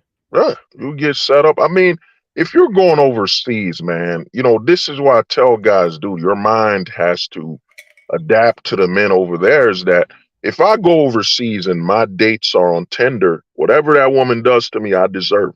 You know what I'm saying? I'm not a guy doing a channel where I'm here to I forgot the word. I'm here to, you know, sugar speak to men, like sugar Sugarcoat. talk and be, that's a new word, sugar speak to men like, oh, it's not your fault. You know, she should have been a better person. You met her on Tinder in Brazil and she should have been loved. She's a stranger, dude. You don't know this woman, man. If I go to Brazil or overseas, my goal is to meet a woman in a natural environment, whether that be at a bar, a natural a restaurant, or a concert, the beach, a natural location. There's a guy on the manosphere who's, like I tell guys, man, the majority of men, I'd say at over 95% are simps or cucks. there's a rare percentage, not even rare, scarce. A lot of guys with the passports, the majority of guys simping. It's like when you see a guy flying overseas and you're like, dude, you've flown overseas 5, 10 times. Like, why haven't you started a family or started some? Why haven't you stayed somewhere? Oh, I get it. You're flying overseas hoping it's your cope mechanism. You're flying overseas hoping that one day you come back to the US, things have changed. There's a lot of men that cope in different ways. You know what I'm saying? There's guys that'll literally fly overseas all over the world just in hopes that one day they'll fly back to America and be like, oh, things have changed. Oh my God. There's a cope mechanism. And that's for the guys that say, yo, overseas is bad because of one woman, because you announced your arrival. I went to Colombia and I let everyone know I got bread. I'm from America. I am saying, and I got caught up. They spiked my drink and you woke up naked in an alley with nothing. You know what I'm saying? And for some reason your knees feel like they've been touched and rubbed on. You know? You know what I'm saying? You went overseas to get a knee touching. You know what I mean? It's dude, you set up. I go overseas, bro. I'm only going with the mind state that, man, I'm not a sucker. I'm not a simp. I'm not a cuck. I'm going there with the advantage in my mind. I have to be in control. There's no scenario where I'm going to be on Tinder and give a woman that's a stranger that speaks the language, that knows the people there. I'm going to give her the advantage. So I'm going to go to another country to give a woman an advantage when I come from America where they already got the advantage. You know what I'm saying? This is the narrative you won't hear guys speak of. I saw a YouTube guy, listen to this, Pars. I think I told you this. This guy went overseas and invited this girl on Tinder. He met her on Tinder and she said, could I bring my friends? Yeah, And yeah. and he said, yeah, you could bring your friend. So now he's got to keep his eyes on two women. One of them spiked his drink and he woke up half naked and he said, luckily the authorities took care of me, guys. And he said, guys, I know where I messed up. He said, where I messed up is I didn't, and this is how you know he's an American simp. This is why I'm proud of America. We breed the greatest simps, purebred. Grass You know what I'm fed. saying? Alaskan Malamute simps. We got all different type of breeds of simps. We got a Doberman simp. We got a Rottweiler simp. We got a Pit Bull simp. Whatever breed of simp you want, we have it in America. We are the greatest. We are the home of the grass fed. You know what I'm saying? Like the only thing Pars said, yo, what you say, yo, free roaming, what they call that? The Cage grass free fed. simps. Oh Cage yeah. free simps, you know what I'm Free saying? reign. Free range simps, you know what I mean? We breed the best simps in the world. We are undefeated. Americans are not undefeated in basketball, soccer, football, whatever sport. But when it comes to simping, by God, we are the greatest. You know what I'm saying? We are the greatest. You know what I'm saying? We're not. When it comes to simping, it's not the few, the proud. It's the many, the majority, the simps. You know what I mean? America, greatest. You know what I mean? And listen to what the guy said. The guy said, "Where I messed up, guys, is that I didn't look at her and her friends. I didn't keep my eye on her and her friends. No, you dumb idiot. You messed up by letting a stranger, a woman you don't know, overseas bring her friend. As soon as she said, I'm going to bring my friend, boop, clipped, done. We don't got to meet, delete it. But he's a simp overseas, man. A lot of guys go overseas to simp seed. And I've been saying this for over, 3, 4 years? If you can't succeed at simping in America, you're going to fly to do it. Man, I met a girl in Puerto Rico, Colombia. I bought her roses and flowers, and guys, she loves me. She hugged me, kissed me. Oh, she loved me, guys. Come over here. The women here are better than the women over back home. Man, fuck you, man, dude. What man would go to another country to talk about the women back home, dude? That's a fucking That's a red traffic light right there, man. You gotta look at that guy and say, what the fuck's wrong with him, man? What's wrong with his mind? If I go overseas, man, I am not speaking about the women here. I'm overseas. What that? This is how you know you could tell the guy's mannerisms that are not truthful about what they're speaking on. Why would you be? Look at Austin Holloman. Austin Holloman got exposed, man. He went overseas just filthy. This chick, you know what I mean? What they call in bathrooms, man? It's not a bathroom stall, the Johns. Austin Holloman on video said, yo, this girl went in the John with her boyfriend and he kissed her. He don't know if, yo, he kissed her, man. She might have had ranch dressing all over her throat. You know what I'm saying? You know that blue cheese ranch dressing they give you in Buffalo Wild Wings. And Austin Holloman kissed her, man. He took his simping overseas, man. If I'm in Brazil and some chick comes out of a John with her boyfriend, I'm just gonna keep walking. Like, that's nasty. Like, you know what I mean? Like, who knows what they were doing in that John? You know what I'm saying? I know she was getting some ranch dressing. I know that, man. And he kissed her, dude. The simping, like, if you want to see true simping, watch the men flying overseas. The simping level is insane. You flew all the way overseas to be the best simp you could be, man. And no one's going to question you. The women over there ain't going to question you. The men over there ain't going to question you either. Because they know you got American money. So they all, you want to know something you brought up, Pars, a lot of men don't get is when you fly overseas, guess what happens, man? Everybody becomes a yes man and a yes woman because they want some of that American currency. Everything you do, yes. Austin Holloman, you want to kiss a woman that came out of the John? Yes. You know what I'm saying? You want to be in you want to go into the gay section of the beach to interrupt the gay men? Yes, go do it. Because they want money, man. They want the American currency.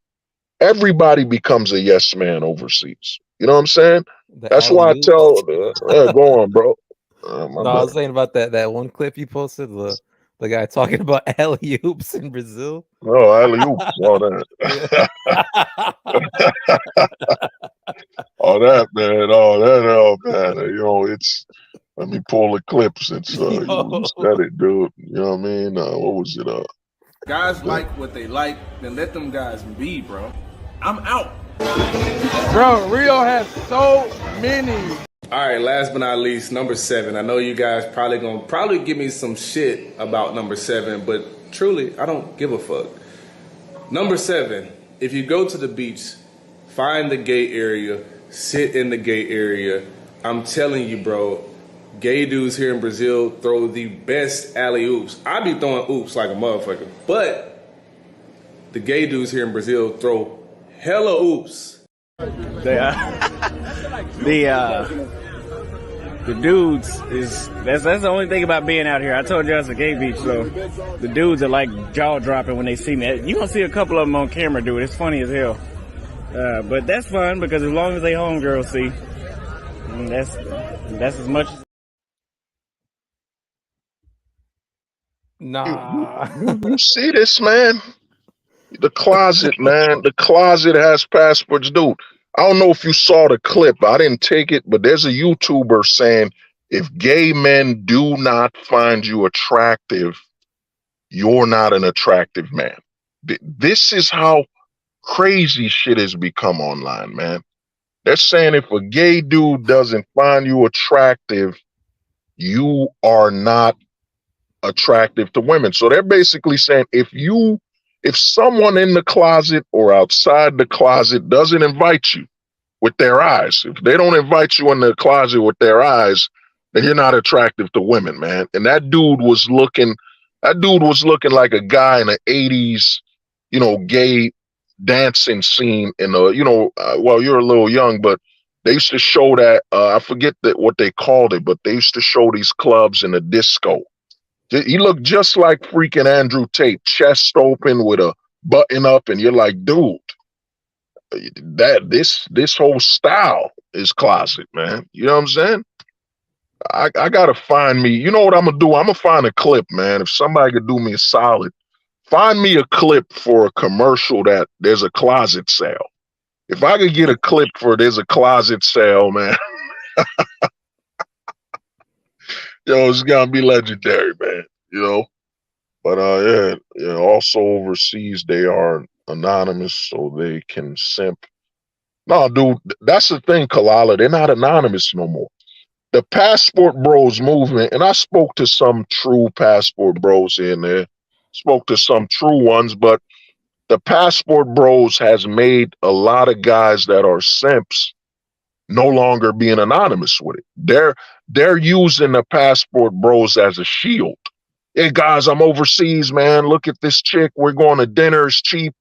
Dude, man, if I want to see a guy going on a dinner date with his girl, I'll watch any simp today on 90 Day Fiance or another guy. You know what I'm saying? I want to see you overseas with, yo, she cooked me lunch. You know what I mean? She gave me a massage. We just chilling. She just sitting on my lap or whatever, stuff you don't see here. But if you're overseas, man, and your best video to contribute is you eating out with a girl, we're going to the cheap ass dinner, then that means it's more affordable. Just come out and say it's more, hey guys, it's more affordable to be a simp overseas. Why simp in America when you could simp in Thailand? You could simp in Colombia. You could simp in Venezuela, Brazil. It's so affordable. Think about it. You could take a girl out on a dinner date every night. You know what I'm saying? Every night, guys, think about it. You usually spend $200 in America to take a girl out for dinner. But if you go to Brazil, guys, you can multiply that. You could take her out to a dinner every night. You could be a successful simp like me. Just get your passport, bro. Get your passport and simp like me. I've been saying it, dude. Simps got passports too, man. Cucks, and a guy cucking, if you're cucking overseas, man, dude, you're sick, man. You're sicker than, I'd say this, I respect the domestic cuck more than I respect the guy cucking overseas. At least a guy here cucking he knows the language, he knows the medicine, he knows how the women here behave. But if you're cucking overseas where you don't know nothing, and let's be real, man, the STDs haven't disappeared, bro. You don't know. And the thing is, overseas, the woman might even be a worker. You know what I'm saying? She might be out there selling her body. You don't even know that, man. And you doing her raw and you kissing up on her when you don't know the last five true Americans, they just shot some ranch dressing in her. You know what I'm saying? They were American. You know what I'm saying? When you shoot some ranch dressing in a woman overseas, the Marines have always taught men, you got to salute. You know what I'm saying? He shot some ranch dressing in her and saluted. Then he left the country. You're out there loving her, going in raw. You're like, yo, something's wrong with this simp, man. He's simping for real, man. This is full blown simpanzee, simpanese. You know what I mean? This is full blown simp Olympics. This is why we Americans are the greatest. You know what I'm saying? The red, white, and blue simps. We're the greatest of all time. You know what I'm saying? You know, in the words of Hulk Hogan, what you gonna do, brother? What you gonna do when an American simp runs wild on your land overseas, brother? You know what I'm saying? It's simping is, we're unstoppable, man. You know what I'm saying? Oh, the homie Dream Storm was good, bro. It's all good, man. Had to take a little break, I gotta get to that 600, man. But to me, man, I look at it, bro. In fact, you up here. What is your thoughts, man? You being a Zoomer, how do you, I mean, I don't use the word feel, but how do you?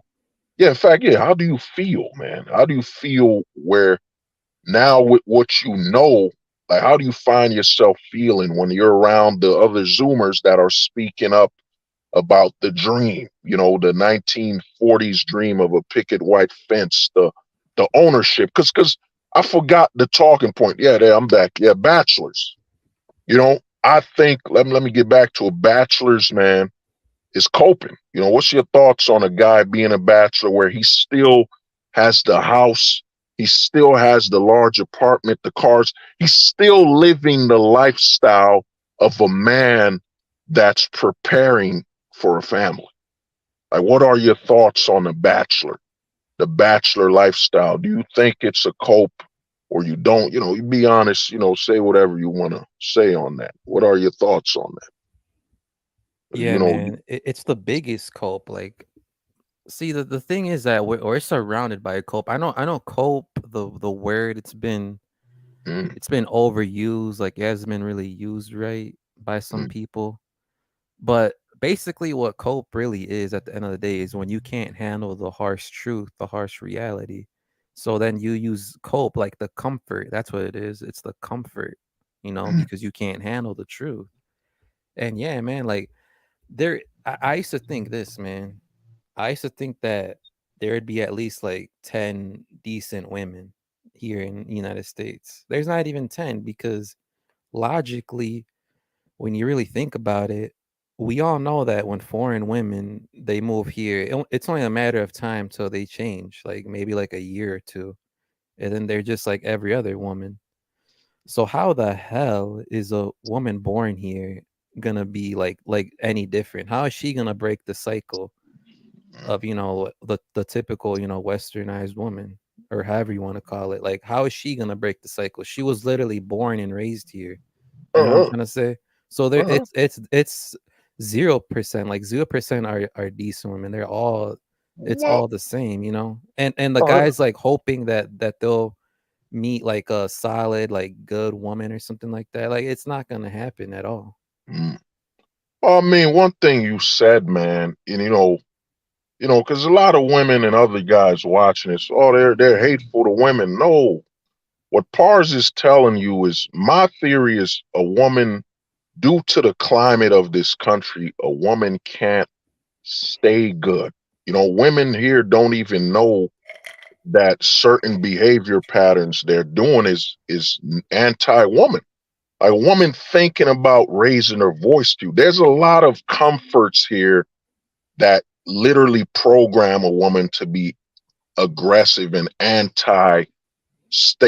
You know, a woman ain't supposed to be wanting to yell near a man, disrespect you. You know what I'm saying? There's supposed to be a certain level of respect. And how you could tell a woman's mind is destroyed is the word equality.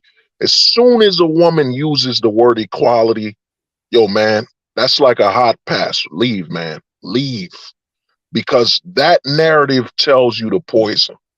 As soon as she says we're equal, that basically means she denies her role and being a woman and playing her role and being comfortable with it. You know what I'm saying? As soon as she says that, because to me, my thing with the US is it's not that there's no good woman. You know what I'm saying? There's just no way a woman can stay good. There's no way she could stay good here. Even if she was raised traditionally, there's no way to stay good because there's mannerisms that are entrenched. And then the law, like, think about it. You're holding your girl's hand, you walking with her, or you slap her on the ass while you walking outside. Out of nowhere, some other people could come, look, you're letting them be disrespectful to you like this. And what kind of sexist animal is he? And then, dude, she might join in and joke when she should just, that's my man, hug on you, grab on you. Yo, she know the role. The thing is, in the US, and I've seen it, man, they can't they can't stay good. The danger in America is that you're on a countdown. You're on a countdown to where she's no longer good, to spoil. You got to look at, it's sad to say, the woman here mentally and psychologically has become that of milk. You know what I'm saying? Milk doesn't have a long shelf life. A lot of men here in the manosphere speak of milk when it comes to, oh, women age like milk. No, that's not 100% factual. There's some chicks that are. I remember seeing this Bowflex commercial where this chick was 50, and I was like, damn, I would. You know what I'm saying? I don't want to be on that Bowflex, but I'll be on her. You know what I mean? But the thing is, a woman's mind here in the U.S. spoils like milk. And the thing is, All it takes is a little trigger, one little trigger, and you're done. Once she says equality, or a woman's telling you what she wants when she wants it, it don't work like that. When you're like, Pars said something profound. He wants to be in a country where men lead so he can be a man. You know what I mean? What men don't get, what you said there, man, that's so deep and profound that men don't get it. We're in a country where I heard a chick, she's like 22, 23, and she said, you know what, I'm not ready to have a kid, but my boyfriend wants one. You gotta be, when that man wants a kid, that's when you have a kid. If he don't, you know what I'm saying? And then she gotta look at her time and her age and the health of the child. You know what I'm saying? Then she moves on. A woman needs to understand, if a man don't want to have a child with you, that's a problem. You know what I'm saying? That's a problem. And you'll see these chicks just stay with a dude. And a lot of guys from the other sections of the manosphere or men in general will look at it and say, well, she's into bad boys. No, she's not into being a woman. There's nothing natural or normal about a woman that's in her 20s and doesn't want to have kids. Well, they used to call that spinsters or something, that ain't normal. You know what I'm saying? So that's this chick she's with a boyfriend think about it. If a chick was with a boyfriend from age 18 to 25 and not one kid, something's wrong with her. Something's wrong with her, and that man is allowing her to, he's a good scapegoat. Because in America, men are scapegoats. If you could search on YouTube all online where there's hundreds of women about to hit their 30s saying, my boyfriend, he never wanted to have kids. He wasted my time and my life. Yeah, he's a scapegoat. Now she's hustling sympathy as attraction. A lot of women, as they age in the US, they turn sympathy to attraction. I've seen it where a chick, like Pars was saying, there was a chick straight from Brazil. You know what I'm saying? There was a chick straight from Brazil, and I saw a chick straight from Colombia, and she was turning 30, and she said, oh, America is so discriminatory, and it discriminates on women getting older. Because she knew, man. She knew what it was. When she came here, she was dancing around from age 21. She didn't get with a man, have a kid, solidify her identity as a woman. Because the way America works is America's about convincing women that they can experience the fullness of being a woman at any time, when in truth, a woman's time of experiencing full womanhood is, I think, around the age 18 to about 25. Let's say 18 to 25. You know what I'm saying? So 18 to 25, what is that? That's like, okay, 18, 19, 21. So 20. So what is that, like 8 years? So she's got 8 years to experience the meaning of being a woman. And the way the US works, the way the Americanization works, is it's about women being against being women. You know what I'm saying? Any woman that looks at, oh, my man don't lead. You know what I'm saying?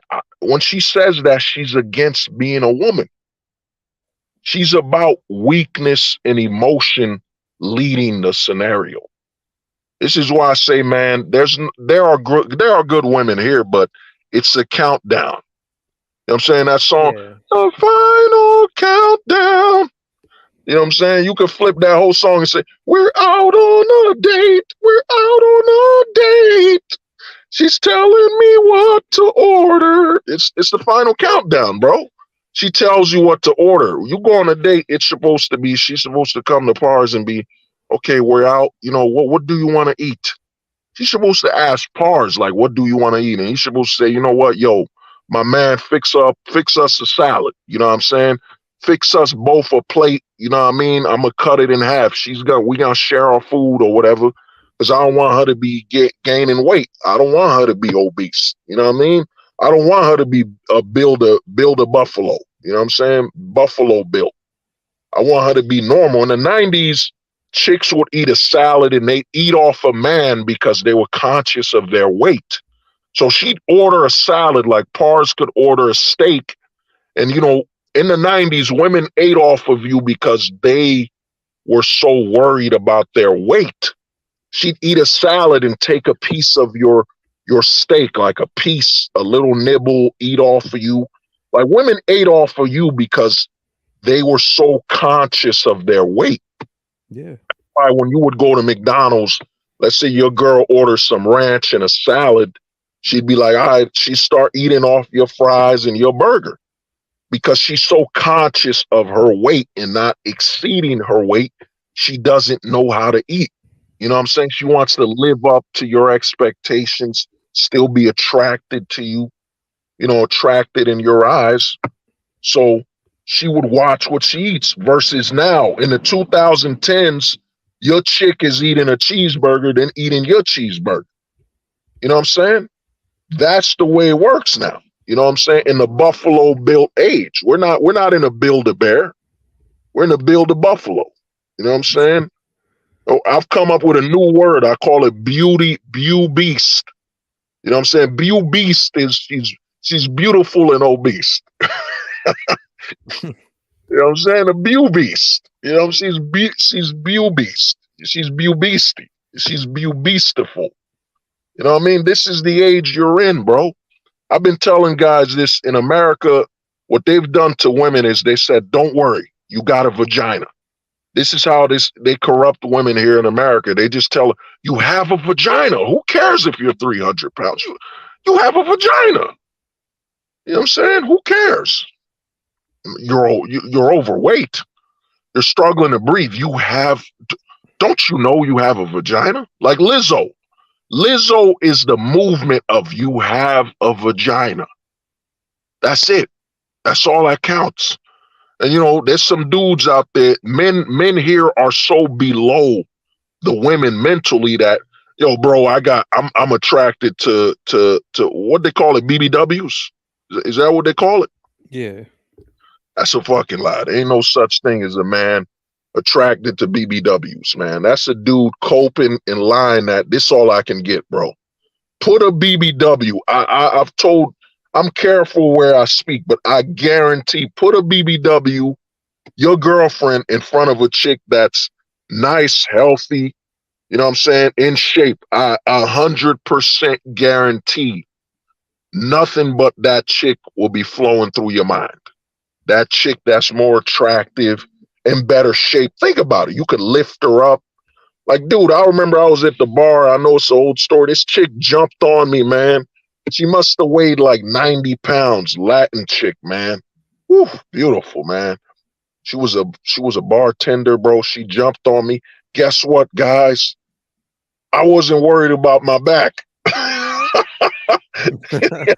Yo, yo, Pars, man. If you had to take a guess, man. If you had to take a guess, bro, tell me how many men don't worry about their backs, a back injury, if their chick was to jump. How many guys, if you were to give me a percentage, how many guys could their girl randomly just jump on his back without injuring him? Give me a percentage, man. Give me a About percentage. 5%. Oh, damn it. You said 5%. Yeah. Yo. Damn, man. That's how bad it is, bro. Chubby chasers. There ain't no such thing, man. It's chubby getters, man. That's all I could get, man. Chubby getters. You know what I mean? BBW getters. There ain't no such thing, man. I was there, bro. I used to have a law. My rule was she could be chubby, but her breast to stomach ratio, like I came up with a whole math. You know what I'm saying? That's how coping works as a man. I got all scientific, like, yo, Pars, if her breast is this big, if her stomach is out by this size, if her legs are, I came up with a whole mathematical system just so I could cope. I came with coponomics. You know what I'm saying? You know what I mean? I came up with my copic math. Dude, if her breast is like, if she's a double D, but her stomach is a little far out, but not too far, if her legs, I literally came up with a whole math equation just to justify my coping. Cause dude, I'm a man, bro. I'm a man. We men will literally think about the dudes that were, I think it was Lewis and Clark, or think about the dudes that gotta venture out in the unknown. They gotta cope. They gotta think of a reason. Okay, dude, I'm gonna meet something cool. It's gonna be something I've never seen before. I'm gonna find something that'll change the world. And this motherfucker found just the dinosaur nail. You know what I'm saying? We found just the dinosaur's nail. Yes, we learned more about dinosaurs, but truly, what did this change? You know what I'm saying? In all honesty, a lot of these dudes that are, I forget what they call it, dudes that search for dinosaurs, what they call them dudes. I forget, geographer, whatever they call them, biologist or something. I forget what they are. But dude, we will never find all the dinosaurs. You want to know why? Because we nuked them. The U.S. dropped nukes, and they used to test nukes by dropping them on their own country. You know what I'm saying? Instead of them saying, you know what, we'll test it on a microscopic, on a small level, they used to build nukes for us and drop them. There are certain states in America that are still radioactive. You know what I'm saying? You come there and you're like, shit, man, I walked and all the hair on my balls is gray. You know what I'm saying? I just entered within a few miles. So you got to understand, we men are masters of coping.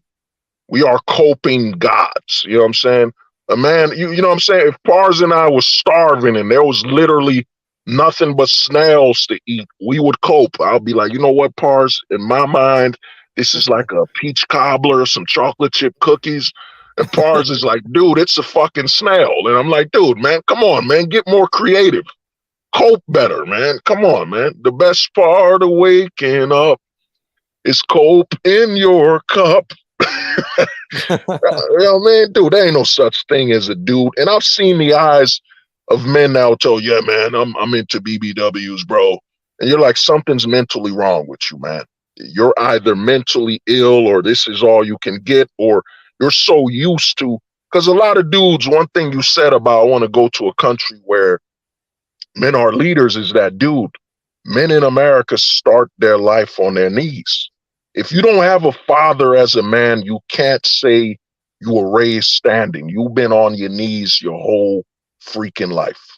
Serve your mom. You've been on your knees, man. You know what I'm saying? This knee touching, you know, shout out to MD, man. MD's the one who started the knee touching. You know what I'm saying? He found it out when I shared the photo. But dude, men here in the US, you know, Pars, you being younger, you know, you a Zoomer, tell these guys, bro, you know, how was it like growing up? Did you ever grow up feeling or thinking you were a man, you were masculine, going through school, like you had control, you were comfortable? And remember, you grew up around you as a teenager, you must have been in the 2010s. So, you know, you could tell us the true story. You know, go on, brother. Go on, man. Yeah, when it comes to, you know, family, you know, all of my cousins, my uncles, you know, they weren't sissified, you know. It was school where like you would see like the sissy, you know, pussified men, you know, they like, for example, you know, these guys would just worship the woman, you know, everything has to be about the woman. Like, oh yeah, I'm gonna start liking this show because, you know, women like guys that like this show, or I'm gonna start dressing this way because this is what women like, you know, that sort of thing. You know, but for me personally, you know, it's not really whether or not I felt like a man or not, because you know I was lucky enough, man. I was that's why I'm a rarity, you know, the zillennial. It's because, like I said, man, I grew up, you know, around, you know, men that really didn't give a fuck, you know. And Yo, yo, yo, yeah. people think, yo, we laughing because, yo, it's true, bro. You said a magical word, because I was not to interrupt you. I'm gonna let you go back. Is I was chopping it up with someone on Twitter, and I told him he knew. Once I said, bro, you a savage from the 2000s. He's like, oh, he knows.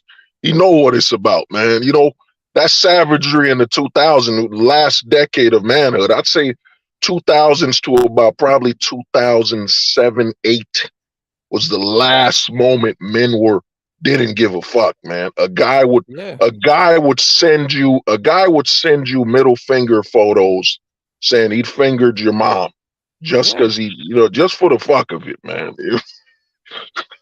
yeah. Yeah, go on, bro. The reason why I say it wasn't like I felt like a man because it was just all normal at that point. I wasn't thinking about like feminists or like soy boys or nothing. It was just the norm back then. Mm, Like for example, like my uncle, like I remember one time like he'd what was that movie called? Oh yeah, Freddy versus Jason. I think that's what it was called. Like he just played that. I was like, I must have been like 9 or 10 years old. Like he just played that shit for me. And I'm not gonna lie, like I was like, I was like, what the hell is this? He's like, just watching. I was just seeing it, and then I was like, yeah, like oh yeah. Nowadays, if someone did that, it'd be like, oh no, you can't watch that. He's too young to watch that. My dad, he didn't give a fuck. He would play, the Attitude Era, and that's another thing. Like I grew up on the Attitude Era, man. Instead of me being like a '80s baby, growing up on Hulk Hogan, 5 years old, man, I was growing up on Braun panties matches, Stone Cold, The Rock, Stacy Keebler, Braun panties. Like that's what I grew up, 5 years old. That was just normal to me. uh, uh, uh, Like, and here's another thing, man. Like I seen this shit, man. I couldn't even believe because in middle school, this is when I was exposed to it. Like guys would just be, just be checking out the women, in our school when it was, when I was in middle school. And that was just a normal thing. Like, yeah, like we would check out the women. And now I've seen a Zoomer like on what was it, Instagram. He's like, wow, you because it was like a comedy video. Like a guy got caught checking a woman. He got caught checking out a woman, and then like the guy was clowning on him, and then like people were defending him. Like, yeah, it's weird to look at a woman's ass. It's like, how is that weird, what, bro? Yeah, that's what I'm saying, what, bro. I was like, what? How is that weird, uh, bro? That's what we well, men do. yeah. Well, I mean, bro, you gotta understand, not to interrupt you again, is that No, that was we're in it. the That's all I had to age of say. we're in the age of people going for weird points, bro. I saw a video where this guy lived, because I'm gonna be real with you, man. I'm gonna drop some truth right now. My apologies for using the word real. I'm trying to eliminate that out my vocabulary. But the truth is this, bro. Feminism in the 2000s, it used to be a suburban. No offense to my white homies, man. Feminism used to be a white thing. You know, you never heard it in the hood. It used to be up. This is Dr. Cochran Dicklorian, a feminist from the '60s and a hippie. Like every documentary I saw growing up, remember I love the '70s and all those shows on VH1. The feminists were just old white women talking about we were feminists and we fought for what was right and all this and that. It wasn't women from the black community or the ghetto, the hood. That word did not exist, but they decayed. I started seeing that word. The fruitier rappers got, the more I heard the word feminist. The softer the men got in the hood, soon it engulfed the hood, man. You know what I'm saying? It engulfed the whole neighborhood. And that old theory that a lot of black chicks will go to the colleges, get their back blown out by a white dude. No offense. Shout out to the white homies that did it. You know what I'm saying? Nothing wrong with dipping in some chocolate. You know what I mean? Some of the white homies want more than Hershey's. They want the real thing. You know what I mean? But yeah, so to me, man, even now in the hood, it's normal. Like, what's crazy? And I'm starting to see the lines blur. The lines blur between the suburban and the hood, like the talking points. When you start, and you could test this for yourself, when you start hearing the word sexist, feminist in the hood, it's done. It's over. It's over, bro. I heard my brother tell me somebody called him a sexist, and I was like, wow. And me and you spoke about this. It's done. It's spread.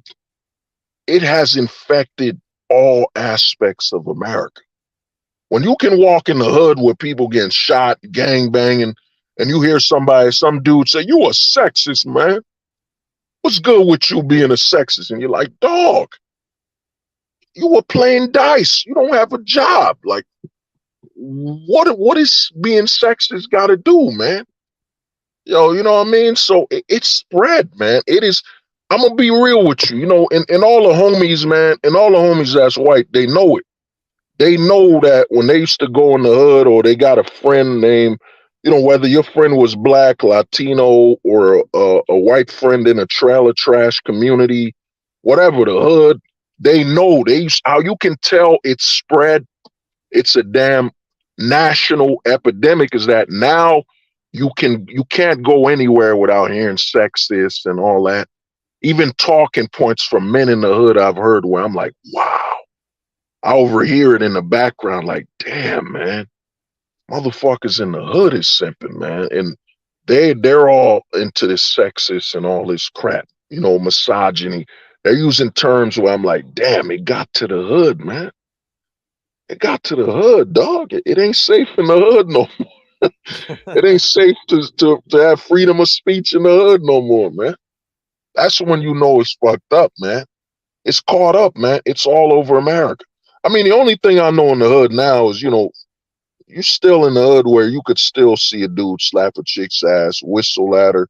You know what I'm saying? Certain things in that type of community, it ain't gonna be too suburb where, you know, you're scared or worried about being a man. You see a chick walk by, yo, what's good, baby? What's up with you?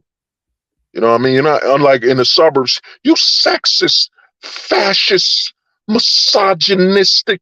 You know what I'm saying? What was that song? It was from fucking you know, I don't know if you remember that song. It was from the Chocolate Factory, Willy Wonka. It was Espialidocious or some shit like that. You know what I'm saying? You're a misogynistic, espiosis, sexist, alidocious. It's crazy, man. It's spread all over. But yeah, go on, bro. Because to me, it's important that guys hear your perspective as a millennial, a Zoomer, because they've trained us that, oh, dude, man, he's a Zoomer, man. Hate the Zoomers, bro. Hate anyone after your generation and blame them for shit they weren't even able to control. Like, you know, there's this whole narrative to blame the Zoomers. The Zoomers are soft. Well, they're bitch ass Gen X mothers and their bitch ass millennial fathers and mothers trained them to be this soft. You know what I'm saying? Yeah, go on, bro. Yeah, man. The thing with the Zoomers, because I've seen this, man. Where like, oh yeah, you're a. I was about to say FAG, but you know how YouTube is. But yeah, yeah, Man, you just say closet, man. You know, the yeah. The closet was closet. created. Oh yeah, Zoomers. You guys are closeted. You guys are this. You guys are that. And I will say this, man.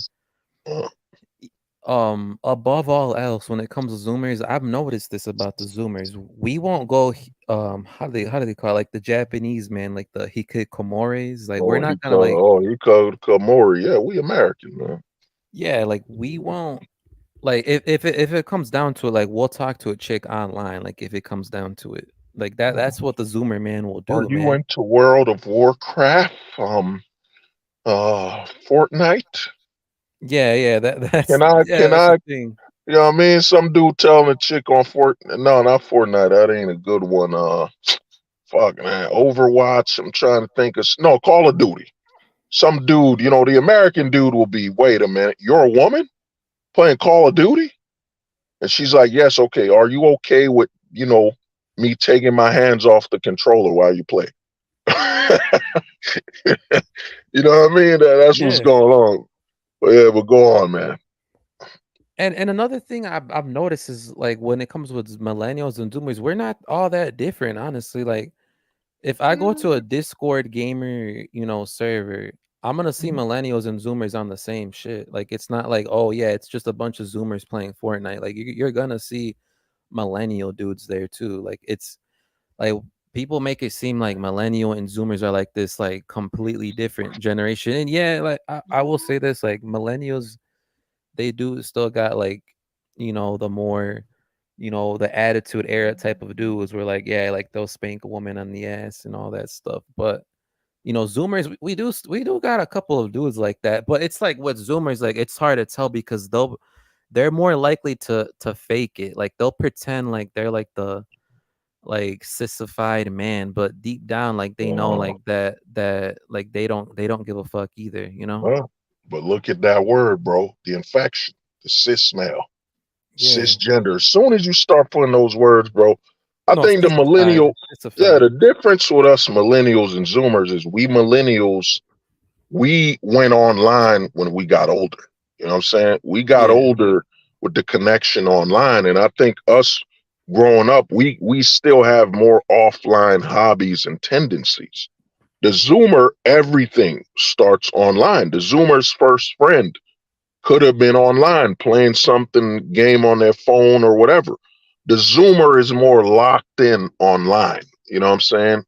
And that's where you could see that the millennial, we tend to have problems with people in real life, if we're still, you know, if we're not a fake. Because I've seen a lot of millennials want to be Zoomers so bad. Look, dude, I grew up with the internet too. I've lived online my whole life. Nah, man, get out of here, bro. The PlayStation online, I remember when the PS2 had online with SOCOM, and it wasn't even that good. You know what I'm saying? Xbox on live, like online for us were talking chat, talk rooms, and it wasn't video chatting and all that stuff, dude. That didn't Yeah. come in till much later. So I think the Zoomers are more plugged into the internet and the millennials. But I would tell you this narrative that all the Zoomers are the ones promoting the closet bridge. No, dude.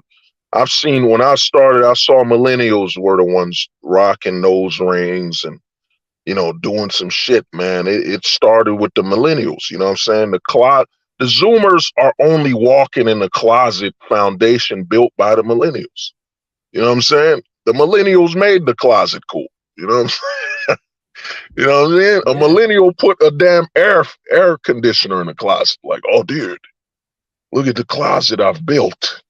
It's got air conditioning. You know what I mean? The Zoomers to me are a reflection of the millennials, man. And the Zoomers will soon hate the Gen Alpha.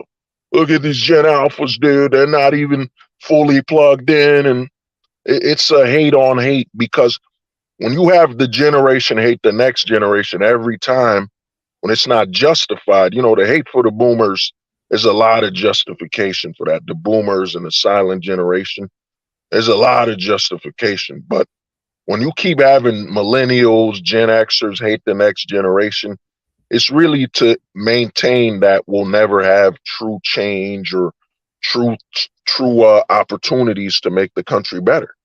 You're hating on Zoomers that literally were kids. Like, you know what I'm saying? If the homie Pars is the age I think he is, that means he's saying, yo, he was watched by us millennials.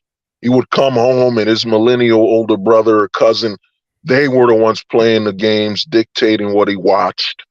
So he was raised by the millennials. You know what I'm saying? And when he brings up wrestling, I grew up with the attitude era, women losing their bras. You can't watch wrestling. Wrestling today, it's fucked up, man. There are more damn man, I don't got a word for it. There are more promotion when it comes to when it comes to men and women working together. It only happens when you see the trannies. You know what I'm saying? The trannies. Because what is it? I was watching TNA and I was watching this match. I mean Impact, and then turns out, yo, that ain't a woman, dog. For women and men to wrestle and talk to each other, that man has to be transitioned. You know what I'm saying? Whenever a Nyla Rose match happens on AEW, I change it or I fast forward. I ain't watching that, man. You got a damn man playing the role of a woman. You know what I'm saying? While wrestling today, it's literally segregation. I was watching AEW. Miro's wife came back and he walked away from her. I'm like, come on, man. Hug your wife, dog. We know you with her in real life and you bragging about her. Yo, that ain't good for your character that, oh, my wife is forbidding me. Dog, come. Wrestling is so segregated right now. It's horrible, man. It's hurting the business. There's no bra and panties matches. There's nothing. Wrestling right now is nothing more than a boys' school and a men. What they call that when the boys went to their own school and the women went to their own school or something. Forget what they call that. A boy, yeah, there it is. A boy only school. That's wrestling. A girl only school. Because dude, the women don't interact with the men, and they're married. I've seen wrestlers that are married. The only one in AEW that's interacting is Britt Baker and Adam Cole. There's this other chick that looked good, and her boyfriend. They interact. They got married. That's it. The rest, you got a whole group of women that are half naked and a bunch of dudes that's muscled up, and they not one of them are interacting. In the 90s, in the Attitude Era, dude, the women were either some women were just literally I forget what they call it, a trophy. The guy would wrestle with, look at my girl. You could never get a chick this hot. You'll Yeah, never the know. manager. She was a manager. Dude, now you watch wrestling. Oh, let me watch the women just wrestle the women. Like, look at Becky Lynch. If you watch WWE, Becky Lynch is married to Seth Rollins. Nothing happening with them. Nothing. No kissing. No, you hurt my wife in a wrestling match, and they want you to watch this crap. Dude, I saw his wife get hit with a chair, and when it's his time to wrestle, he doesn't do nothing. Like, she's not real. And on Instagram, you see them sharing Thanksgiving photos. It's horrible. Wrestling ain't escape no more, man. Wrestling is you volunteering to witness the system on full tilt. The men stay away from the women stay away from the men. The only time the men and women get together is if there's a man being a tranny, wrestling women. That's it, Or a bro. cuck. Like Eh, Dominic Mysterio and Rhea Ripley, how he calls all her that, mommy. they messed Yeah. that up, bro. He's getting heat, but you got him saying that's my mommy. Come on. Well, that's a spit in Eddie's face. When Eddie came as Latino Heat to China, he was romanticizing her. That's my baby. That's my woman. Now you got freaking what's his name again? What's my man Dominic? You got Dominic saying that's my mommy. Oh, come on, man. He's 26 years old. He's about to be 30, 27, and he's treating her like that's his mommy. Come on, man. This is BS. You know, if she was the overprotective, home girl. We grew up in the we grew up in a neighborhood where you had a chick that was like a close female confidant or something. You spoke to her or whatever. It was like that word, but you having them walk around, that's my mommy. So when men and women interact with each other, it's got to be from a perspective of that's his mommy, that's his mom, versus yo, man, that's a woman it's just garbage, man. But man, I'm about to end the stream soon. You know what I mean? Any last words, man, on everything going on? What's your thoughts on the subject matter of the stream, which was the fact that they're just saying men are nothing but weapons and they want to do violence, even though violence is making men sick. So they want you sick so they could put you down like a dog. They want men to basically act like they're on rabies, just extremely violent, and the only solution is to put them down like a dog. You know what I'm saying? So, to close out the stream, well, what's your thoughts on that, man? Your last thoughts. Yeah, man. I just want to say this, man. It's never enough, man. Like, how much more sissified do guys have to be for women to stop saying stuff like, "Oh yeah, men are these toxic, man. They're horrible people." Like, we got so many sissies, so many weak cucks, so many simps. How much more do you want? So you're like, okay, yeah, men, they're not violent, they're not evil, they're not this, they're not that. Like, if back in the day, we were more like, yeah, like smack a girl on the ass, stare at her ass, grab her by the boobs. Like, we were more like that, and women were like, oh yeah, look at this misogynistic pig. That's in the now. Now they're saying that, so it's like pretty much what they're trying to do is like, it's like reverse psychology. They know that we're not these super violent people, but they're saying that because they want us to be even more sissified. They want us to be more girly. They want us to be Mm. more feminine. It's reverse psychology. You know, Oh, okay. they're not gonna say, You saying a Bugs Bunny rabbit season, duck season? yeah, rabbit season, duck season. Like they're not gonna say, oh yeah, be feminine, be a sissy. You know, because they've already tried that, man. They know that we're not gonna fall for that. They're saying, oh yeah, you're so Mm. violent. You're a grape. You do grape. You know, you grape people. Like even though we clearly don't.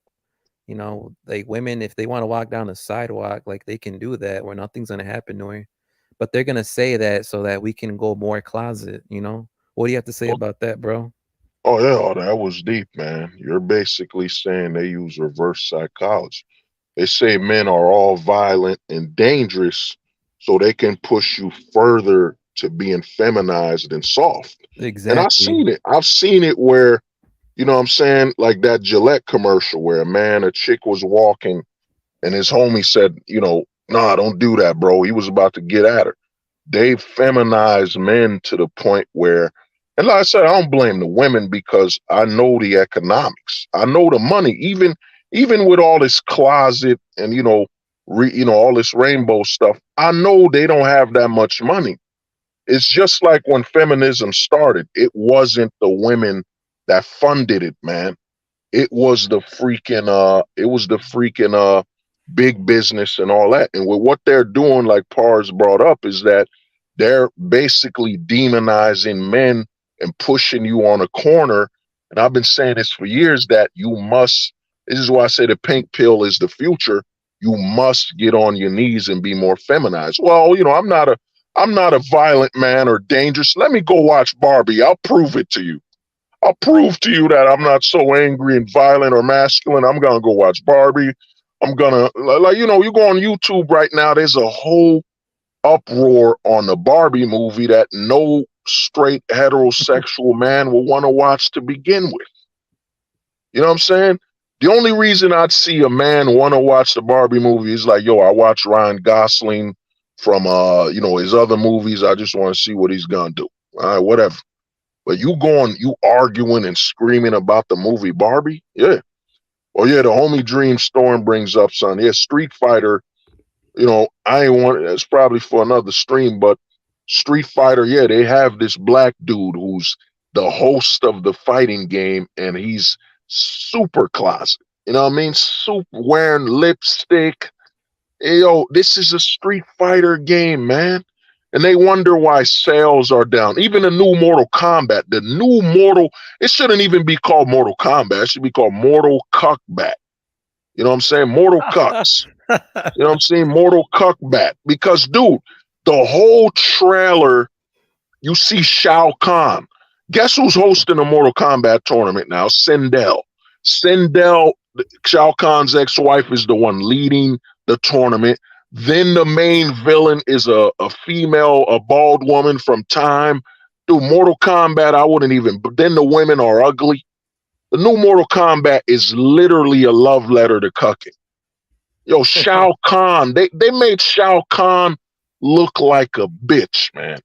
They gave him these demon horns. He looks plain boring. Shao Kahn was a bald. Notice, this is my white homies. Notice if you look at the next Mortal Kombat, they were so against him being a tall, strong, heterosexual, bald white guy who wears a skull on his head. They gave him demon horns. Shao Kahn looks like bullshit, man. I wouldn't even buy the next Mortal Kombat. I'm good. You know what I'm saying? That's what I've become. I'm at the purge, man. I'm at the purge level. I didn't buy the next Street Fighter. I saw that what they're pushing. You know what I'm saying? They did what they're doing. Cammy and Street Fighter been on that stuff with Poison. You know what I'm saying? That's supposedly a tranny, whatever. It's done, man. It's all over. They're challenging heterosexual men to just replace them.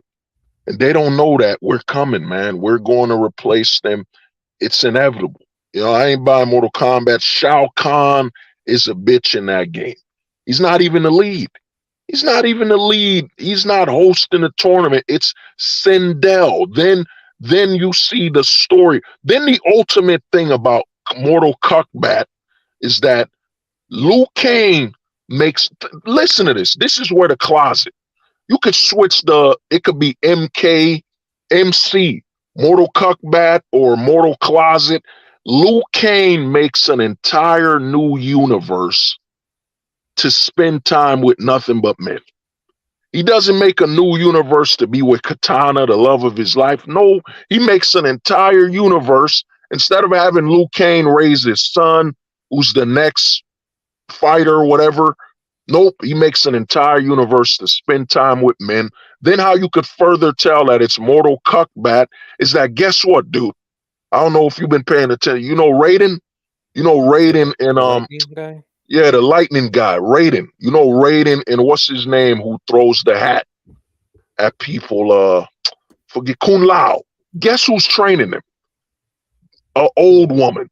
Liu Kane left the training of Raiden and Kung Lao in the hands of an old woman. You know what I'm saying? He spends the whole game is nothing more than a love letter to girl bosses, and men ain't shit, man. That's what the whole new Mortal Kombat is about. Mortal Cuckbat. You know what I'm saying? That's what it is. Mortal Cuckbat or Mortal Closet. Liu Kang built an entire universe to spend most of his time with men. You know what I'm And saying? real quick, and think about Mortal Kombat, like especially like the first 3 games, man. Mm. The first 3 games, it's so like that's like a man's game, like the fucking dark ass music, all the blood and guts. Look at all that shit, man. Like it's all dark. Like women wouldn't touch that game. Would be like, what the fuck? What is that All shit? right, what is this? So so why are we fast forward to now and it's this whole cuck shit where it's like catering to all this bullshit we have now? How does that happen, you know? And people will still defend it like, well, guys, it's still a fun game. I still want to play it. It's bullshit. I'm good, man. I ain't playing that. Liu Kane's a bitch, man. And all the women, like you look at Sindel, who literally Shao Kahn had her as his slave, you know, sex slave or whatever. You see her on the throne. Then the stories about Katana and the crown. What does this guy do in Mortal Kombat? Mortal Kombat's about a motherfucker hosting a tournament to fight to the death. You look at the trailer. I'm telling you right now, man. Watch the Mortal Kombat trailer, the last trailer released, and if you do not tell me that that is a cuck game, they literally made, you know, they've been bitchifying Shao Kahn because you know Shao Kahn's a tall, heterosexual, bald white man. They made him a bitch in the last Mortal Kombat where guess who beat Shao Kahn in the last Mortal Kombat? Katana. Not Liu Kang, Katana. Because Liu Kang was fighting some bald woman. You know what I mean? Yo, it is Mortal Cuckbat. You know what I'm saying? Cuckality. Yeah. No, you know, cuckality. That's all it is, man.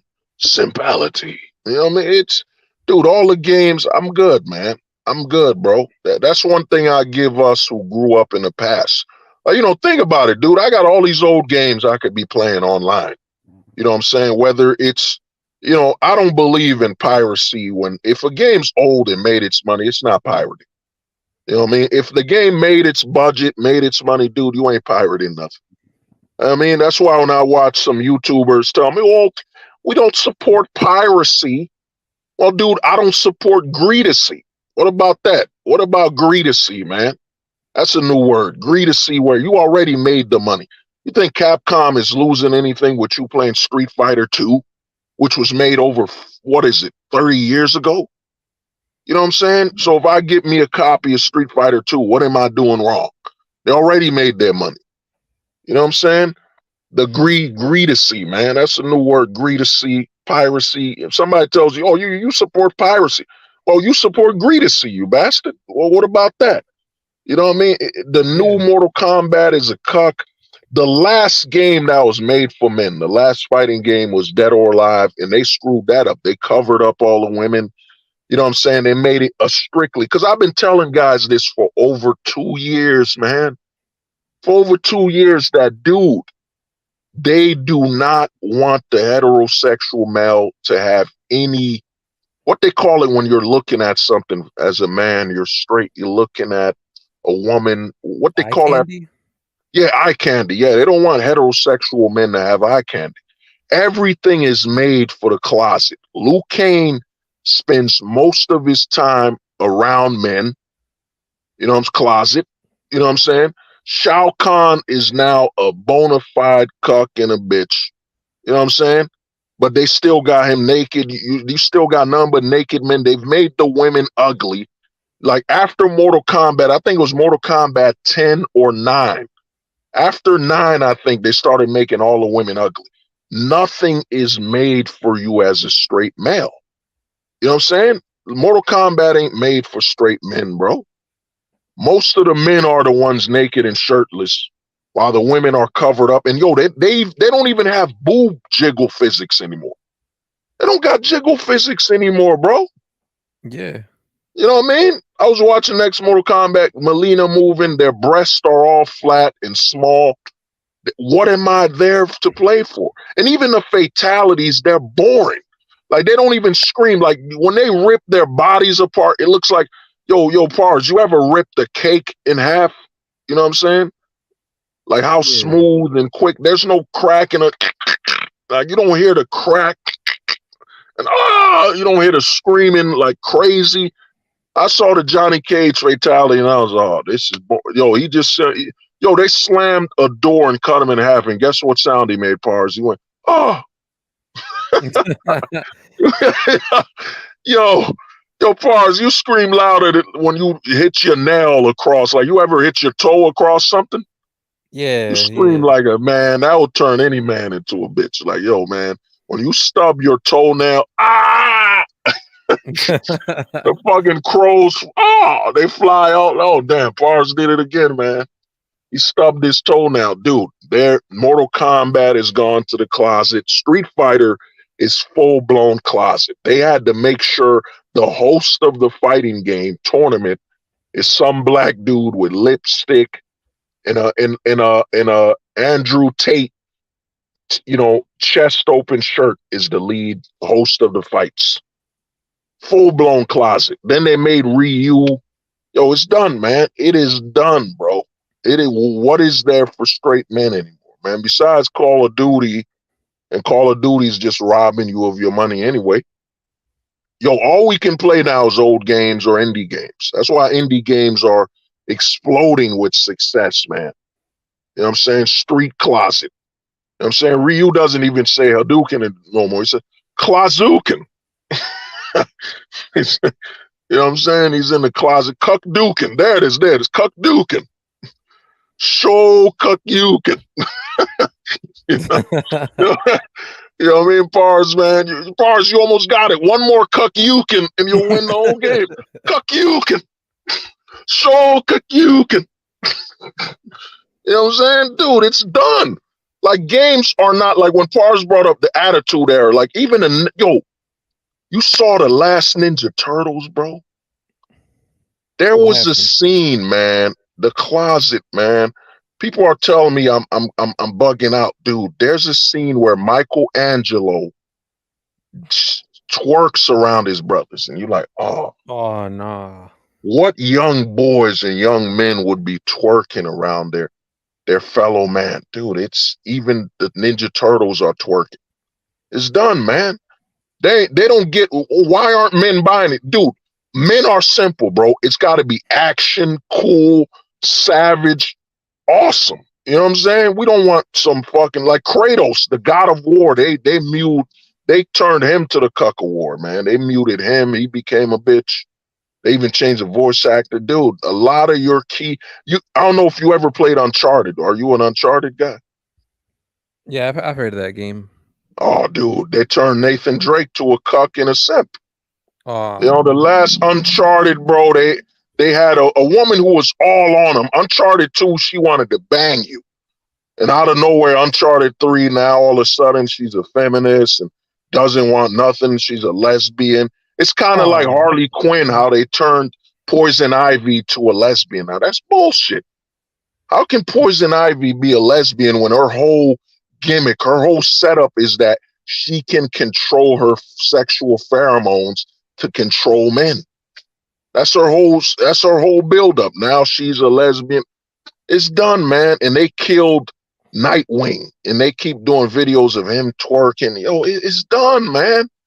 What can you watch as a heterosexual male now? You know what I'm saying? Like, what can you watch? Real quick, Somebody tell me. Yeah, go on, man. real quick, I just wanted to say this when it comes to gaming, man. Here is proof that people are full of shit when it comes to like, oh yeah, let's boycott these games. Like they're selling these games censored as hell and they're overpricing all the DLC. You know, we gotta boycott the games, man. Like they're selling us garbage. Here Oh, is proof that they are lying their asses off because yeah, like you were talking about, Mortal Kombat and Street Fighter.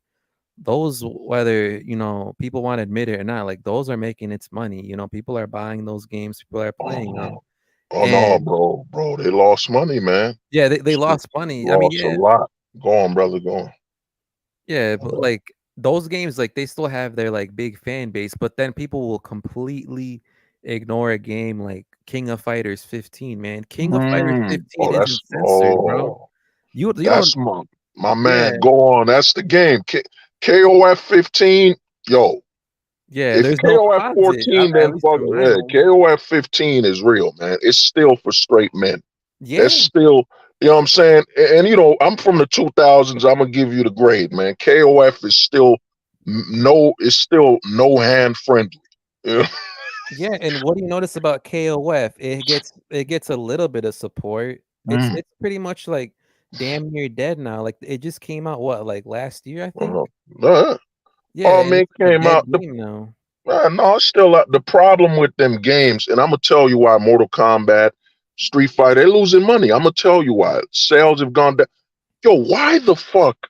You know, why the fuck should I pay? Let me get to Nez what he said first. Even Tekken, you saw what they did to Nina in the next Tekken. What They happened? covered her up, man. Nina looks like a fucking teacher trying to be a detective. Her hair, she got a low cut, you know what I'm saying? A low cut MILF, my low cut soccer mom haircut. Nina don't even look sexy no more, man. Nina's done, man. You know what I'm saying? They made Nina not sexy and Tekken. But to get back to Street Fighter, why it's losing money is that they've trained us. Like the homie right here, right now, Pars being a zillennial. And if you don't know what that means he's between, he's closer to us millennials, yet still a zoomer. Is that, dude, when you bought fighting games, it used to be that's the last version. They've trained us like Street Fighter. I'm gonna be real with you. I would not buy Street Fighter right now. You want me to wait for Akuma? They don't get it. They've trained people. Why the fuck is Akuma still DLC? Why the fuck is Sagat? They got all the main characters people want to play. They've trained people. Well, wait for the DLC. All right, I'm gonna wait for 4 years. I'm gonna wait for 2 years until all the DLC is on the game for $60. They make you wait for 4 years to buy the whole game. The Street Fighter Champion Edition, where we got all the DLC that those dumb tards, those dumb pop tards from over 4 years ago paid $80 for. You gotta wait for the year edition, man. I ain't buying that crap, man. And then Super to Street see Fighter, Ryu, ultra super Street Fighter, Mega Ultra Ultra Super Simps, Ultimate. Ultimate Simp Edition. Like Ryu, and they made Ryu in the closet, man. Ryu Sakura said she want to have his babies, man. Like it's just, man. The Japanese too. If you look in their culture, they've been closet friendly. You know what I mean? If you go on Webtoons, you're gonna see the closet on full blast. The closet is crazy. But the thing is, bro, Street Fighter. One of the homies said Blanca's twerking. Yo, they got in the disrespect. They got DJ who's from Jamaica. In Jamaica, they don't play that. They call you a bati boy. They will murk you for that. You know what I mean? But it's done. Like, what can you as a heterosexual male? Us heterosexual males, bro, you can only play stuff from the past. If Pars came up to me and was like, dude, I'm playing Call of Duty 1, Modern Warfare 1, I'd be like, oh, word? That's when it was good. You know what I mean? What can you play now, bro? It is the remastered closet edition, dude. They've trained us. Like, if you're like homie Par said, yo, look up KOF, King of Fighters 15. You gonna see nothing but They got a thought in there. They got nothing but some hot sexualized female characters. Because in fighting Nice. games, that's what they were, bro. Remember in the 90s when Chun-Li would lose, dudes would try to look up her skirt. You know what I'm saying? Yeah, go on, man. You remember from KOF that chick that's always in red with like the little fan thing called Oh Mai? Yeah, yeah, everyone my wants to Valentine, look who that up. invented the breast. She invented the jiggle physics, man. Yeah. The breast physics, man. You know, you don't even got breast physics. The new tech, and it's not made for men no more. It ain't for heterosexual men, bro. Tekken now is nothing but naked men and covered up women. Nina Valentine, Nina who used to wear a skin tight costume, now is covered up in a soccer mom with a long ass dress. Come on, man. It is, dude, they ain't nothing for you no more, man. You know what I'm saying? Unless you playing some indie games or old school games. And guess what, bro? We got more time than ever before. When we were little, when we were younger, we were fighting each other for the TV. Now you could go back and play. That's why a lot of them ask for, yo, how come all these guys are playing old games? Because guess what? The old games were for heterosexual men. You can't play nothing up. Blanca is twerking? Get the fuck out of here, man. What's next? Ryu and Ken gonna be, oh man. Oh, I could see it now. They're gonna say some shit, man.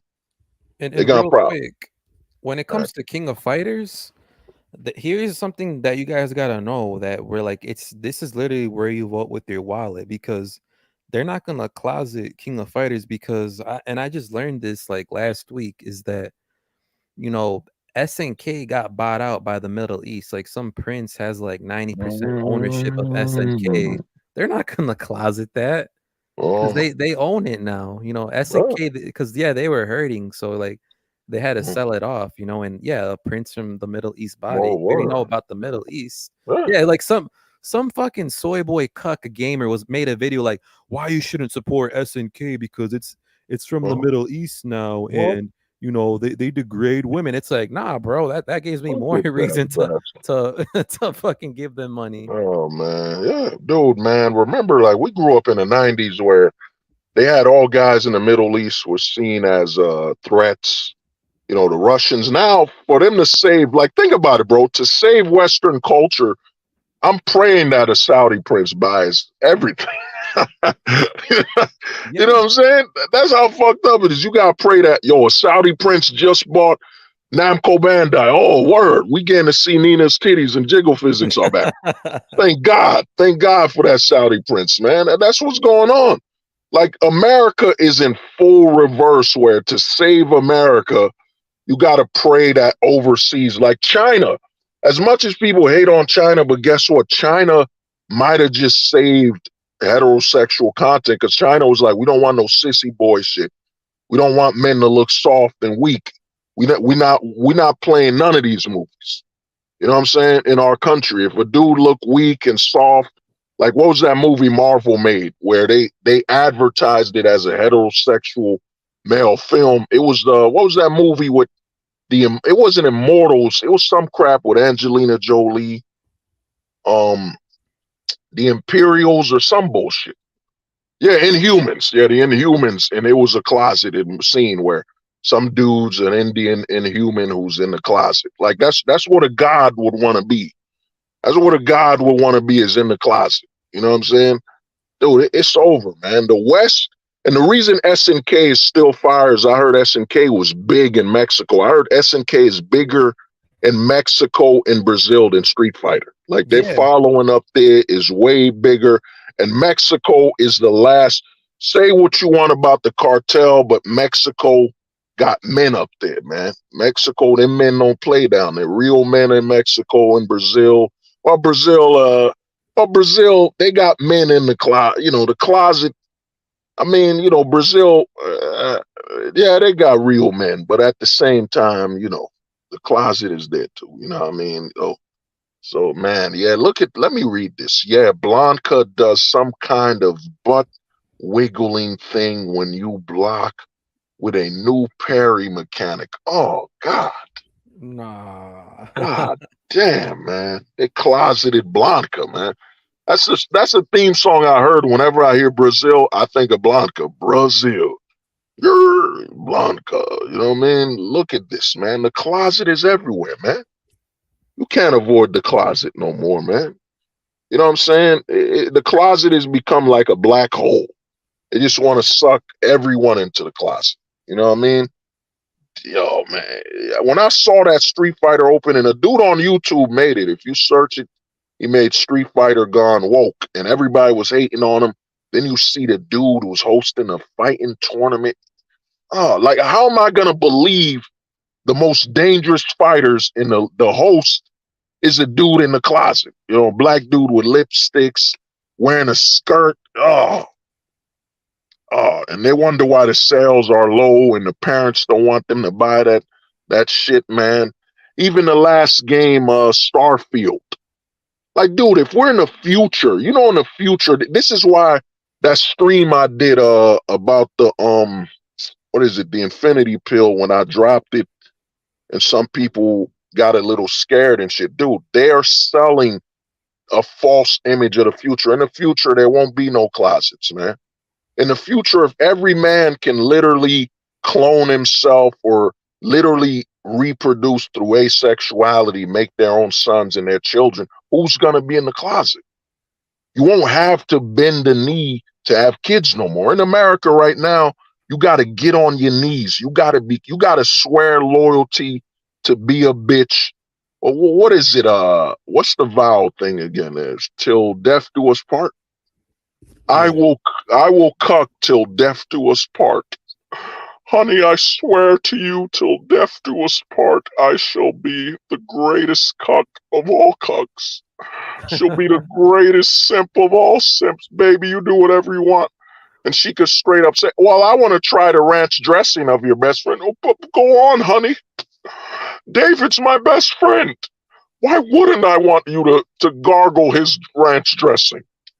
He's my best man anyway, so get some of that best man dressing. Ranch dressing. You know what I mean? Dude, it's over, bro. You can't.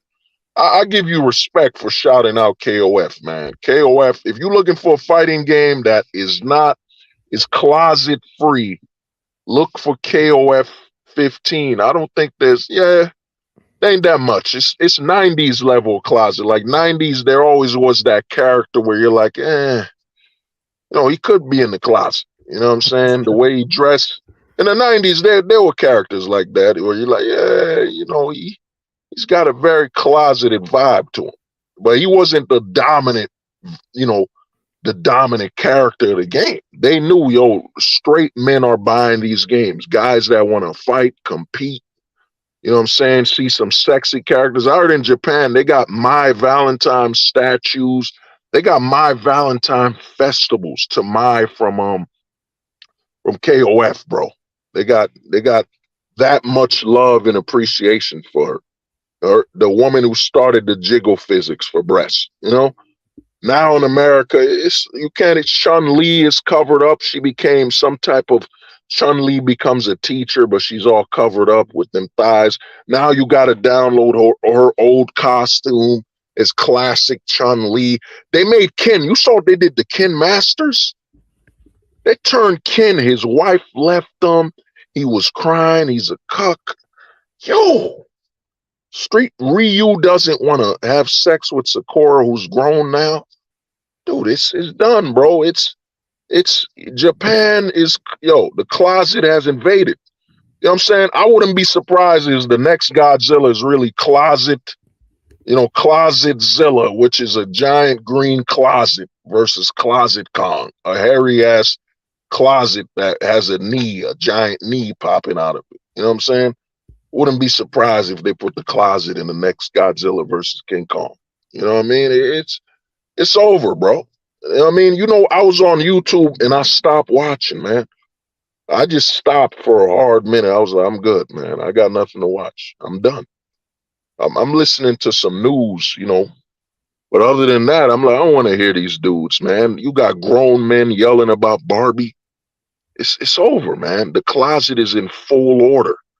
I said the average man of today is most men are near the part-time straight man. PTS, man. So many men are part-timers. You'd be shocked. You know what I'm saying? If you're shocked now, then dude, man, I don't know what to tell you. The closet is everywhere now, man. I ain't buying Mortal Kombat. You know, I saw that they made Shao Kahn a bitch. They made Liu Kang a bitch. Yo, it's it's done, man. It's oh we gonna put Homelander and all that. I'm good, man. I'm good, bro. I'm gonna watch the video of somebody playing as Homelander and I'm gonna move on. You know what I'm saying? I ain't gonna closet combat. You know what I'm saying? That's really what it is. Closet combat, street closet, Ken Masters. They can't even have Ken. Because he's white, he's a white, rich, successful man. He can't have a family. Ken is the representation. Oh, he can't have a family, man. He was framed. His wife left him. Oh no, don't drop that bullshit. Just say he's a straight man, and we don't want a happy straight male character in the game. So Ken loses his family. You know what I'm saying? And he's in Street Fighter looking homeless, looking like a homeless Terry Bogard. That's how Ken looks now in the next Street Fighter. He looks like a homeless Terry Bogard. You know what I'm saying? From King of Fighters, you know. But bro, man, it's been a minute. Any last words? The final last words. You know? Yeah, bro. The last words I gotta say about like the gaming stuff is that, you know, I've heard this talking point against people that like us. Like they'll say like, "Oh yeah, you guys are just mad because, you know, they're not showing the boobs from the female characters in games." Well, it's not even just that. It's that we're hetero. We don't want to see all this closet crap in the games. You know, why as a hetero man am I gonna want to see all this closeted, you know, crap on my game? You know, and it's everywhere. It's like it's all these games, man. It's not just one of them or two of them. It's Mhm. all of them. So, and when you can't get away from it, it's like, yeah, we're gonna say something about it. Why wouldn't we? You know, Well, hetero men, we're the ones that were into games in the first place. You know. we spend the most money, and yo, even the next Final Fantasy, man. The Final Fantasy got dude in a closet. The last one, you play a character who's into a relationship with some knight and bullshit. My brother, you know, I was watching and I'm good, man. I'm done.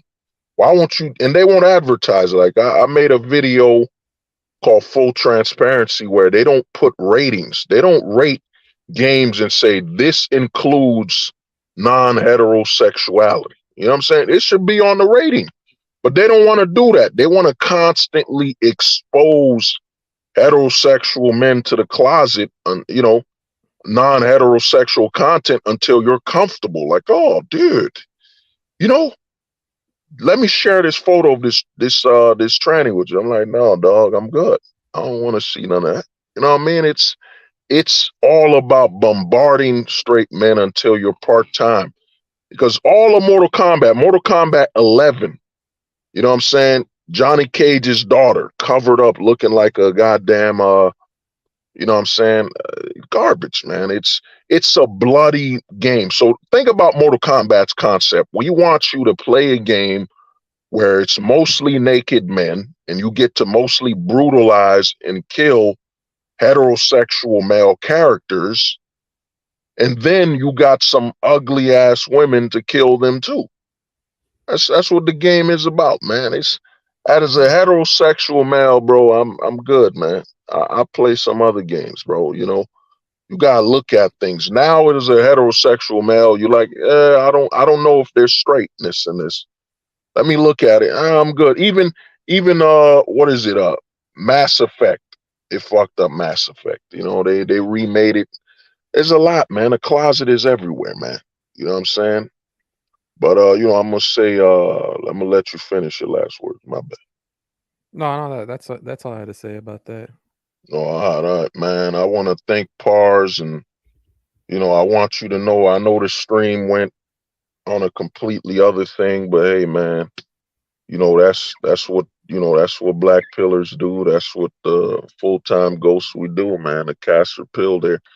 There'll be a start, but things will switch up. But yeah, man, today's day as a heterosexual male, man, you really gotta be move with caution, man. Street fighters trying to put you in the closet. Tekken now, man, with Nina, I'm like, oh man, what they did to her, the haircut, the low cut, I don't need no man cut. You know what I'm saying? They gave Nina, is it Nina? The chick from Tekken? I Yeah, think it's Nina, the blonde, right? Yeah, yeah, yeah, it is Nina. They gave her the low cut, I don't need no man cut. Her clothes is covered up. It's a rated M. Like, how are you playing Mortal Kombat, a rated M for mature game, and the women aren't sexy, man? But they dangle they dangle the men naked all over the game, man. It's over, man. All I know is this, man. As a heterosexual man, once the AI come, man, that's what men are waiting for. When the AI comes, where you could just make whatever you want, put it out there in the world, and we good. We done. You know what I'm saying? Closet free. That's gonna be like a new stamp of approval. Yo, Pars, man, you sure that's closet free? Yo, my boy, you know I tell no lie. That's closet free material. And I'm like, oh, word? I'm buying it right now. You know what I'm saying? closet for your money back. You know what I mean? Oh, That'd be the you say, commercial. you say, yo, if it ain't closet free, you get your money back. Yeah. Oh, that's fucked up, man. You say, yo, if it ain't closet free, you get your money back. Money back guaranteed if there's closet in the content. You know what I mean? It's done, man. It's done, man. It's over out here, man. They got Jean Claude Van Damme and they spoiled it. They spoiled Jean Claude Van Damme with making Shao Kahn a bitch. Sindel is hosting a tournament. It's that whole game, man. It's a girl boss game. It's literally just Star Wars. The future is female, even though the men built this whole franchise. You know what I'm saying? Mortal Kombat. I remember, of course, Sonya. Sonya with the she used to do that thing with her legs. You know what I'm saying? But all the main characters in Mortal Kombat are the men. It's Johnny Cage, Liu Kang, Kung Lao, Shang Tsung, Shao Kahn. The list goes on, man. Night Wolf. Where my man Night Wolf at? It was the men.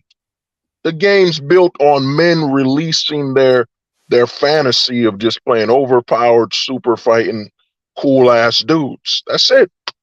Like, dude, you saw what happened. In fact, yo, Pars, I'm about to hurt you right now, dog. This how you know Pars. This gonna cut Pars deep, bro. You saw what they did to Gears of War. Let's go, Oh man. yeah, Gears of Gears of War. War, man. Gears of War. What they did to Gears of War, where Gears of War 4, the women didn't fight because the women were there to breed and have kids.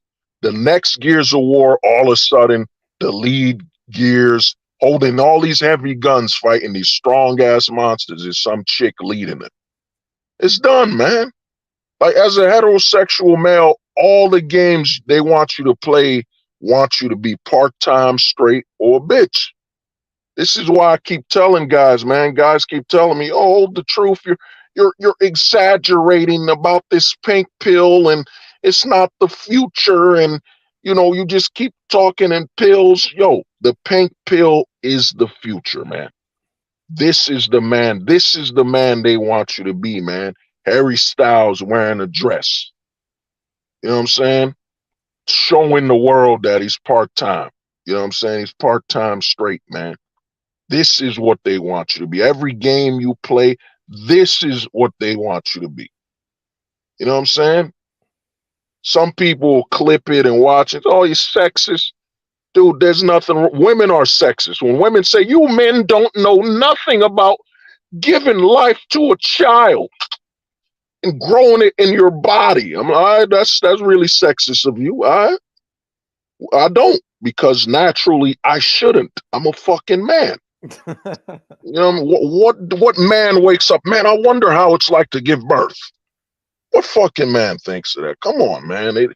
It's done, bro. This is the year. You have to understand, man. Since I'm about to roll it out. Let's see who that David, yeah, you know what I mean. I I got am I got I got like so a minute, sorry, my brother. bro. I know you guys got a minute. I just wanted to weigh in here. I was on the way coming in from work, and it Oh, seemed go like on, bro. everyone was driving, going crazy, driving all slow. And I'm like, oh, my boy's on. I can see y'all guys. Oh yeah, Yo, brother. I'm playing the game, The Division. Mm. Or the division. It, I heard about that. Yeah, Dick, go on, brother. let me do it, man.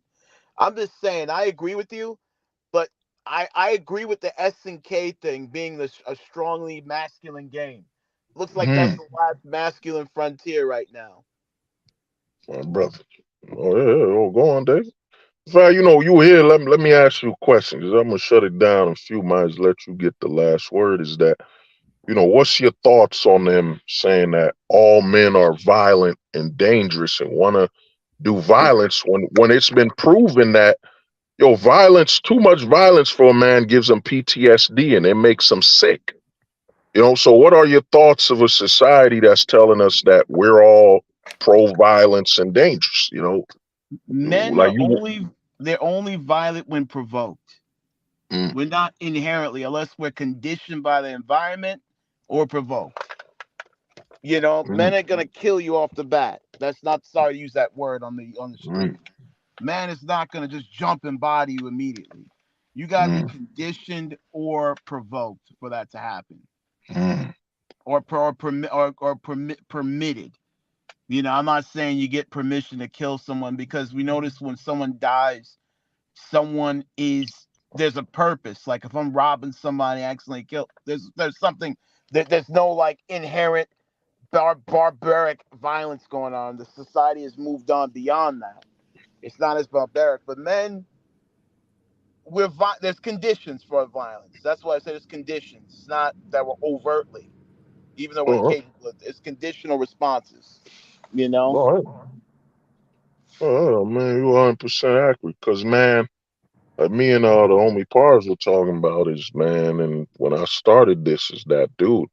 This is why men are detaching. You're being told your toxic masculinity, then you're being told you wake up with violence. You know what I'm saying? That's a new quote that happened where it said he woke up and chose violence. You know what I'm saying? Uh, It's this the society we live in. So I think a lot of men they stepping away. And then the video games, like what we were talking about, is your Street Fighter. You heard what me and you are OGs. You heard what they Me did to too. Ken in Street Fighter? oh, they made him a vagabond. I Yeah, seen that. I was upset about that. yeah. What Yo, he they was? made. Yeah, go Hey, ahead, go go ahead, on. go ahead. No, no, you got it. Go on, brother. Go on, brother. Nah, he was a successful rich man. Why Mm, can they let him be a successful rich man? mm, Why not? You know what I mean? What's the point of what was the point? That was late, as Jim Cornette would say, lazy booking. mm, That was lazy. They could have done something better with Ken. No, they want to make him a vagabond. Oh, because Ryu was bummed out. But Ryu, you would say Ryu would be the AKA MGTOW Black Pill hero because his life was literally Black Pill. mm. Ryu Oh, walked in the Black Pill, on his own fighting. I mean, for him not banging Sakura kind of made sense because she oh. was like more of a kid. Remember, she's like that younger from him. So he looked Yeah, at it but as like a hold on, side hold on. piece. But in the next game, bro, they had her. She grew up. She's a grown woman now, and Oh, she told him like she want to start a family. You know what I he's mean? like, And Ryu found if Ryu started this whole and notice, man, Ryu started this whole I removed the demon out of my system.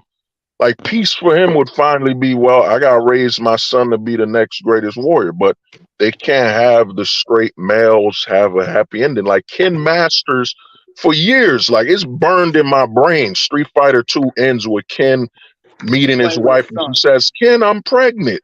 We got a baby. And you're like, oh, my man Ken is a father. Even a Street Fighter 2 game, you're like, word.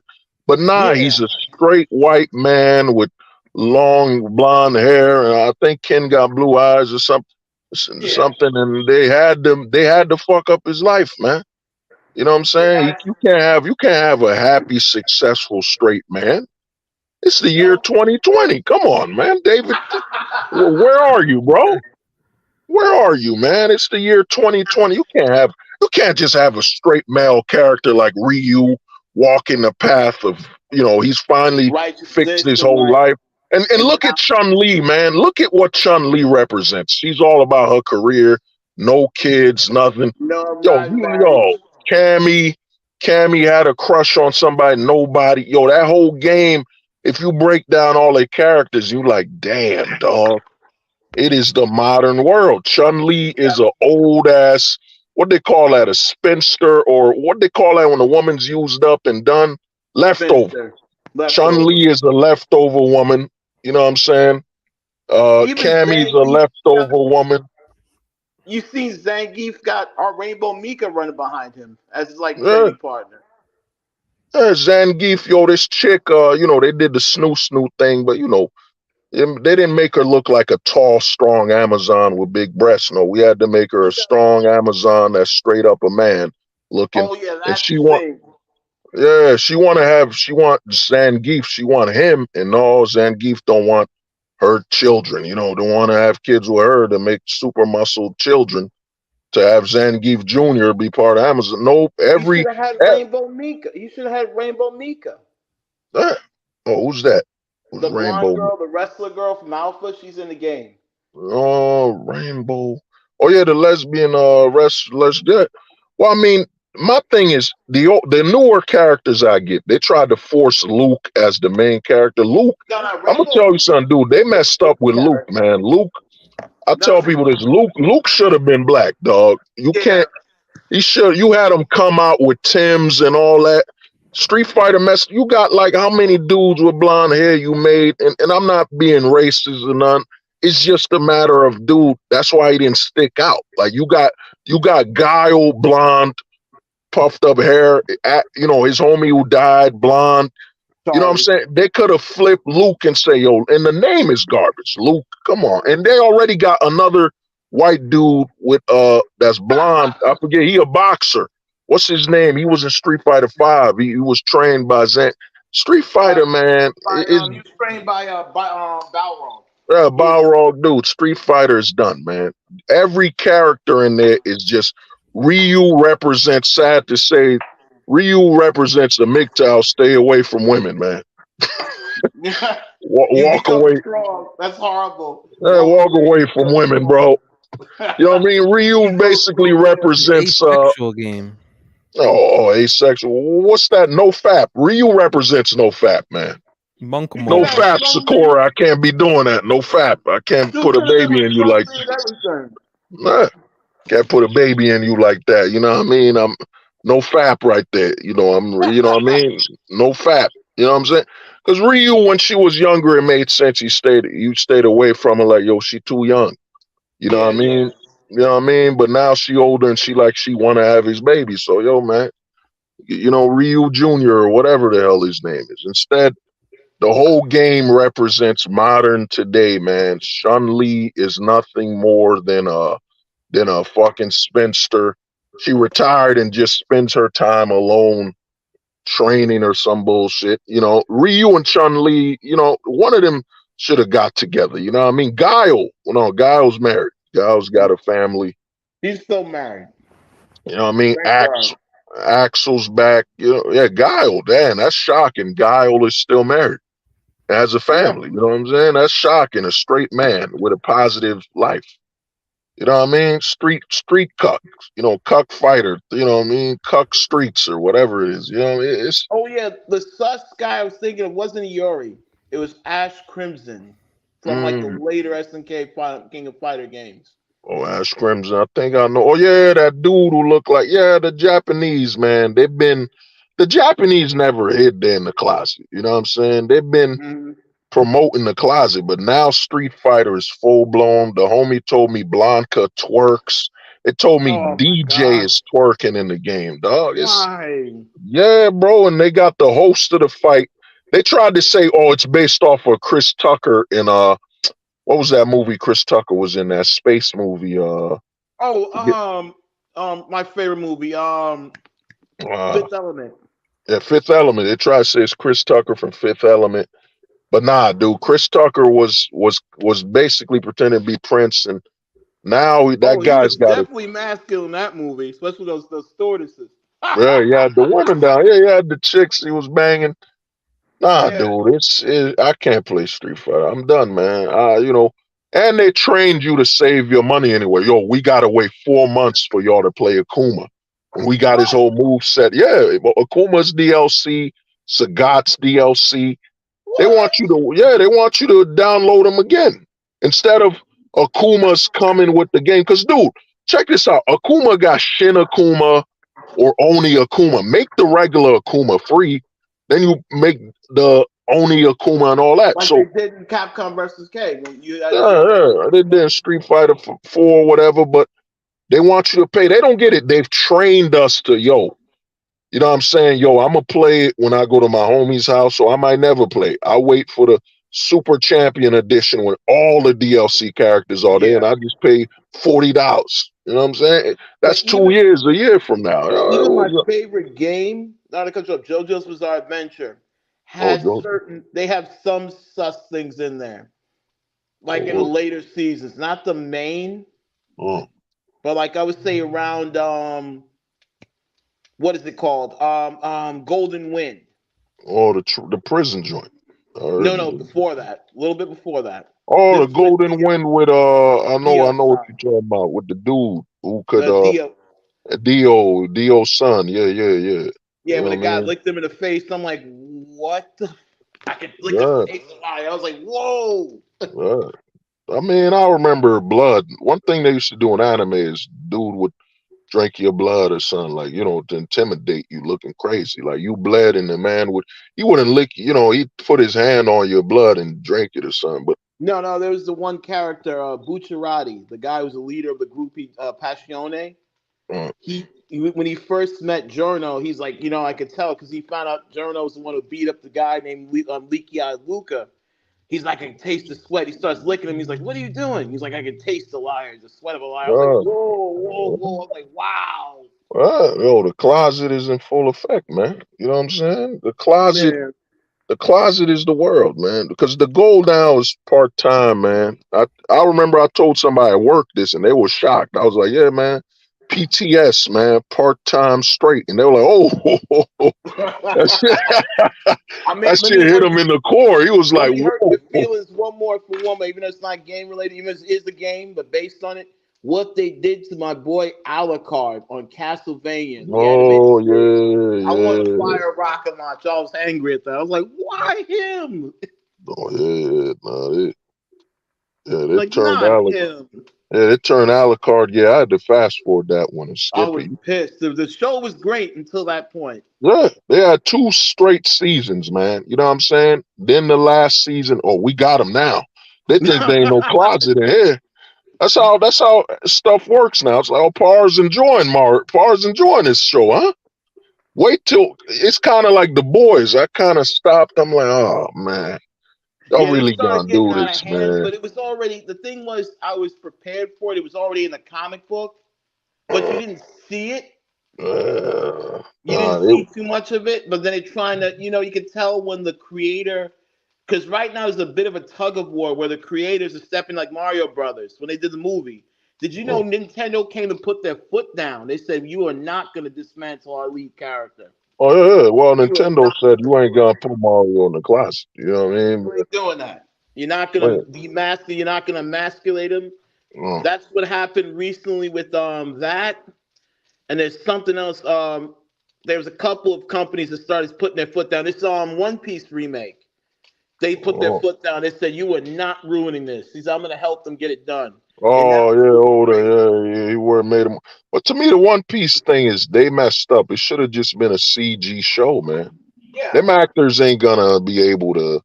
Well, then again, they could age, but man, and you look at Nami, man. They covered her up. The breast is it's done, man. They ain't nothing for. It's funny. Like I tell guys, they'll have a naked man with no shirt before they have Oh, yeah. a sexy woman, man. That's how it works. That's how this ain't for you. Like the homie Pars said, what's the word? Eye candy. There ain't no eye candy for heterosexual men, man. You know what I mean? It's all No, about giving you that closeted eye. You know what I mean? The eye of the closet. You know what I'm saying? that Eye Marvel. of the closet, and you. and he just became part straight. Yo, Eye of the they're marketing that. closet. Yo, they're marketing to people who don't even buy the games. That's what's pissing me off. Yeah, They're marketing the people to a base that isn't really investing in this stuff. it ain't the majority, man, but it's the eye of the closet. Dun, dun, dun, dun, dun, Dum, dum, dum. dun, dun, He's dun, building a dun, closet. Bum, dun, bum, dun, bum. dun, dun. Rising Brutal. up, knee touching. Oh, don't get me started on that. Touching knees when they're hugging. Eye He of the touches closet. feelings when he has no reason to. Oh man, yeah, it's done, man. They don't. Like you said, man, they got Marissa represent Muscle Mommy, Chun Li represents Spinster, Ken represents disfranchised heterosexual male. Yeah, Oh, the, brutal. That's right. beautiful. Yo, That's Cammy some good represents. reconstruction. Cammy kind of represents like I guess an escort or something. Oh no, now make it worse. She's supposed to be trans because that's what Bison was gonna use her body. Or I mean, Bison made her a clone hide She's a in or clone of something. Bison. DNA is a woman. I mean, that's his daughter or Yeah, something. But to yeah, me, man, they it's go done, too bro. hard. You see Man, what they were gonna do to on Street Fighter? What the controversy was back then about poison? yeah, they got poison. That's a man. You know what I Oh, mean? they would say that, and then they said years later she isn't. I'm like, thank God. No, nah, I heard that is a man. That's what I heard. But Oh no. dog, it's done, man. The Japanese, they've been ahead of the closet, but they were more of, we gonna be upfront with it because Japan is weird, man. You know what I'm saying? They got that reputation. Yeah, I mean, man, you gotta understand when a nuke brought a lot of men on their knees in Japan. You know what I'm Oh saying? my No, God. no You're right. disrespect. That nuke made a lot of men passive in Japan. You know what I'm saying? To come, It's it's mm, like the series I'm reading right now that's really hardcore Berserk. Good God. That story, man. Poor oh, Guts. berserk. Oh, that's hard. That's my See, joint. Guts had a great response when he got violated by that guy that Gambino gave the money to. He killed him. Oh, he killed him. Oh, he killed him. Murder. He Yeah, killed he him on point on TV. murked him. Oh yeah, but the homie Dreamstorm, Cammy represents the single hood over settling, single hood over settling. Yeah, strong. It's done, man. You can't watch in the '90s. You would watch these characters and be like, "Yo, I could see Chun Li as my baby mom's, my Yeah. wifey. I could see Cammy as that chick that I bang, but I don't know. I don't want nothing else with her. Like She, even Johnny Cage trying to oh, nah, demasculate. they emasculated Johnny Cage. You ain't see Mortal Kombat 11? I saw the Where they bad made graphics for the Switch Sonya version. straight. Sonya ran that dude, man. They made him a cuck. They made Sonya made her over masculine. You know what I'm saying? They Oh, made her Jesus. ugly. And they made who voiced her? They made what's that ex UFC chick? Forget her name. Because if you look at Mortal Kombat Ronda 11, Rousey? Ronda Rousey, they made Sonya from a sexy, smiling, green shirt wearing chick to super mommy cop. They basically made her, do Terminator. Remember Terminator 2, his mom? Yeah. That's what they Sarah made Connor. Sonya. Yeah, that's what You they know made what? Sarah No, Connor. actually, I don't mind Sarah Connor like that because someone was What? saying they did deconstruction. No, no, She, no, no. I don't mind her, but I'm saying, dude, she had a baby with Johnny Cage. Like they make her act like she don't. That's not the father of a child. Like mm, the love relationship between her and Johnny Cage was he represents that cocky, arrogant dude. Even there's a Mortal Kombat animated film I watched. Yo, they 100% emasculated Johnny Cage. They had oh, Sonya run him, protect him, screaming. Yo, it's done, man. You can't escape the cuckening, man. There's nothing stronger than the cuckening right now, man. You know what I'm The saying? cucking, that could be a movie. Oh, the cuck. oh, that'd be a good comic or movie. In a world where you wake up and find that you're being run down, your pockets turned down, and you have to walk home, not realizing that one day you will Mhm. be fucked. The cucking him. He came home to witness his wife being stuffed in and stuffed out by his neighbor. Yet he just took his popcorn and watched the cucking. Brutal. I mean, you got Adam 22. You saw Logan Paul. I know this is gonna get on Oh, par as yeah, far as you. I Logan dog. Paul is getting roasted Oh hard. Pars, yeah. you good, man? You know, I know Logan Paul was like an idol for Zoomers. You know what I mean? Oh no, not me. Ooh, dude, he's Logan getting Paul was fed. was goated, man. You know what I'm Not saying? for me, bro. You Yep. know what I mean? Yo, Logan Paul is he wifed up a chick, yo. That dude Dylan posted over 20 dudes, yo. She even Oh got my videos of her god. admitting that she gave a BJ in a football field, yo. She is thought out, but this is the future of the man of today, man. And what's That's happening is accepted. this. Oh, Yeah. go. Now, No, go on, you say? yeah, they said Logan represents why a lot of men are checking out. They're like, you get all this money to give it to a thought. And then Yeah. Steve Harvey. Steve Harvey, at 50 years old, got with his ex-wife who had another child and gave her a chance to earn half of his money. This is why when guys tell me, yo, women reach the what they call The that joint, the wall. wall. The Yo, the wall. wall don't exist to no woman, man. I know a 40-year-old woman that could literally walk into a football gym and one dude will straight up wife her ASAP. The wall don't the wall don't affect women like dudes think, man. Non-existent. They don't exist, bro. A chick could be 60 years old. The American man is so messed up in the head. Yo, she reminds me of my granny. And that's why you banging her? What's wrong with you, dog? It's done, man. He said, It's "She remind me of my grandma." she make the cookies just like granny used to make. Oh My my dude. god. That's why you banging her, because she made some cookies like your grandma. You got problems, man. You sick. But this is the American man, man. The American man is just, you know what I'm saying? If you enter the mind of an American man, you're gonna be like, God damn, man, I need to be what I've seen in there, I need somebody to, pop off my head, you know? His I mind need is an gone. exorcism at this point. Oh, you said exorcism, you know what I'm saying? An exorcism by fire, you know? Like, here's one thing I'll say. I met a girl. She was from France. She was doing activation the other day, and they're like, Why is Dave all googly eyed?" I'm like, "The reason why, because she actually acted like a lady when I talked to her. I was Oh, slightly disarmed, but she was very polite, and I was shocked. oh, And I was kind of oh, disarmed. I was like, well, why? Well, she was actually pleasant. oh, feminine. Right? So That's why that's all. I was talking to the homie Pars, and we about to end it in a few minutes, Yeah, but yeah, yeah. Oh, I'll yeah. say one last thing is that I was saying the American man, me and Pars were talking about men going overseas, is that American men go overseas, man, and they can't tell. And I was talking to Pars, I told him this is that you're not used to women being calm and feminine. Overseas, the women are calm and feminine. They're feminine even if they're angry at you. Like if you watch a scene in a foreign country of a woman being angry at her man, she's not working her head, sounding masculine, trying to sound like a man. She's just angry at you, but she still sounds like a calm, kind. She still sounds feminine.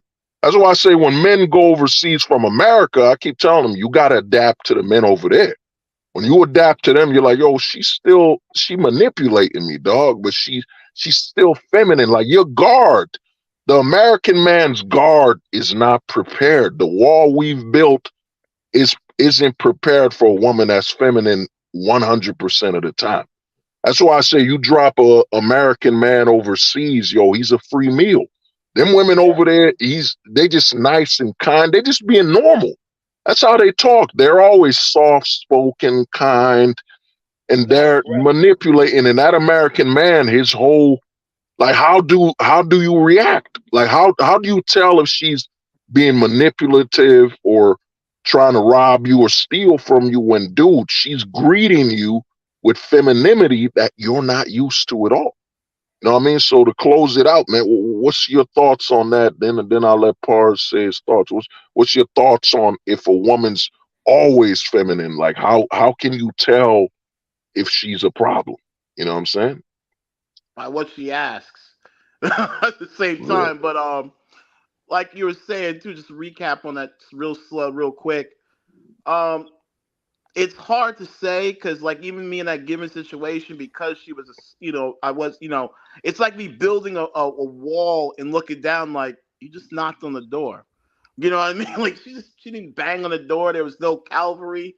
There was Mm, no bombs thrown over. It was just a knock, knock, knock. Hey, I need this. Really? mm, And I'm like, again, that's the one thing us men have to guard against.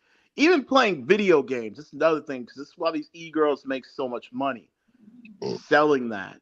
You know what I mean? Selling that ability, using that simplicity of selling it until you don't pay her a super chat or whatever, she'll show her true colors. But at the same time, though, that's one thing we have to definitely guard. I agree. Even me at my tender age, I have to understand that this is what it is, man. This is what it is, and I got one, especially when I head over there, which will be hopefully by January. When I head out, to be on my guard, keep my head on a swivel, but don't be so what's the word I'm looking for? So over obvious, like, oh my God, don't talk to me. You know what I mean? Oh That's yeah. my I thought. got oh you're right, brother. Well, Pars, any last words on that, man? When it comes to going overseas and still, you know, being a man and being able to read the women over there, that femininity is it's just normal for them. That's how they are. That's how they were raised. You know what I mean? So what's your thoughts on how a man would navigate that and be able to handle that? Yeah, man, it's just something you got to get used to, man. Like if you're not used to, well, actually, yeah, we're all not used to it, man. Like whether we want to admit it or not, like we're all not used to a woman being feminine. So when you go overseas, don't ask yourself, is she feminine? Because most of them are going to be feminine. You got to ask yourself, is she breedable, man? That's Yo, what this you got to man, ask yourself. this Is she breedable? man, You know, this man, That was a great that's fact, see, boy. that's the That was West, uh, man. Is she feminine? No, when you're overseas, is she breedable? I mean, he's kind of accurate because over there they're like, yo, that could be my baby mom's. That's it. You know Yeah, what I mean? I've Yeah. learned one thing Oh, though. You gotta watch out for that tattoo of Medusa. That's a uh, hot indicator. mm. Oh, yeah. Well, tats. I mean, because I'm gonna be real with you, dog. I was at this, I was at this Colombian spot with these Colombian waitresses, man, and dog, I seen it with my own eyes. Like she got tats and all that, but the energy, the way they move, they're still feminine. They fresh off the boat, so they still feminine. They were washing my cup. They washing my cup and all that, and it's because they're full blown feminine. Like in America, you're looking at women here with a thought of she playing me, she pretending to be feminine. But when they straight off the boat, you like, yo, the energy, yo, they took like they prepared my coffee and they were just calm with it. It wasn't no what else do you want? Like I don't got all day. It was like, yo, they offered to clean they clean the thermostat. I was like, yo, I'm dropping $2. I'm dropping extra tips. I'm like, yo, this isn't service. This is just a feminine you might example. ask And real I'm quick. You like, got to yo, ask You her get what what time you she pay clocks for. out. nah. I mean, it ain't like that. Now I saw one with a man, but I'm like, I'm in America, man. I've adapted. I've accepted that the problem is the location. You know what I'm saying? It's like it's like the way I look at it in my mind is, dude, we're in a post-apocalyptic world. You could still make money and live, but you can't say this is the best place for you. You know what I'm Yo, yo, saying? It's yo, I got a good one for you. We're in prison making commissary. Hey, so, you know what I mean? Well, not more like an entrapment camp. You know what I mean? a But tournament. you know Oh, what I mean? But the thing is this, man. I look at it like this, bro. You go overseas, that femininity, you gotta be used to the men out there, how they move. You gotta look at them and be like, yo, for them, this is normal. Let's say I go to Colombia, the homie Pedro, he been seeing femininity since he was born. Like this ain't nothing to him, but you as an American, you sweating, you feeling some type of way because they're just calm and normal around you, and you think this is special. Like all the men in the, that's why I say there's a lot of, I would watch the Passport Bro videos and I'm like, dog, there's a lot of simps over there where they say, yo, bro, she was just nice and so kind and so special, so clean. I'm like, dog, this is normal. The dudes in Thailand and all that, this is normal. You see that American man just crying and tears. Yo, she hugged me. Yo, she rubbed my back. Bro, she rubbed my back, She man. helped me. She saved me. You know what I'm saying? It's, yo, that's why you gotta, that's why I say as a man, we're in America. The women here know you're armed. Like, yo, sex ain't gonna tame you. Sexuality ain't gonna tame you. But if she's super feminine, all the time, that is the key to taming you. And we've seen men in this manosphere get tamed by a feminine single mother. You know what I mean? So it's all over. But man, this thing been going on for a minute. I wanna thank y'all brothers for dropping by. The homie David, man, dropping some jewels as usual. The homie Pars giving us a little, the Zoomer mind state, because there's a lot of brothers out here that don't get that, man. This millennial versus Zoomer versus Gen Alpha, Gen X, that you trying to fight another generation, you already taken an L, man. You've already failed. You know what I'm saying? You know what Gen X does? We sit to the sidelines. I'm joking. You know what I mean? But brothers, man, it's been an honor. I'm gonna holler at y'all, man. Y'all have a good one, man. I'm gonna roll it out, and I'll say one last thing is, man, you gotta be aware and understand, man. You separating yourself from society, you trying to live your life, man. You're doing the right thing, man. You trying to be detached, you're doing the right thing. You're not hurting yourself. You're in a society where they don't want you anyway. Men here, man, I tell a lot of guys, bro, in the last stream is that when women have babies in America, it's by immaculate conception because the father don't count. You know what I mean? You gotta live like that. It's immaculate conception because the father don't count. You know what I'm saying? If David had a baby mom's and she's like, you don't do nothing, you ain't nothing for me. And I would tell David, she not lying. It was immaculate conception, bro. You don't count. Just happened. You don't count, brother. Well, all right, man. Y'all have a safe one, man. I'll holler at y'all. Close this cow and chicken style, and you know what I'm talking about, bro? Oh, yeah, dude. And you just remind me, I am Weasel. All right, brothers, be easy, man. They said the truth won't survive beside the lies that maintain the decaying faces of this place. All right, peace out, Hope. Peace out, brother. Peace out, man.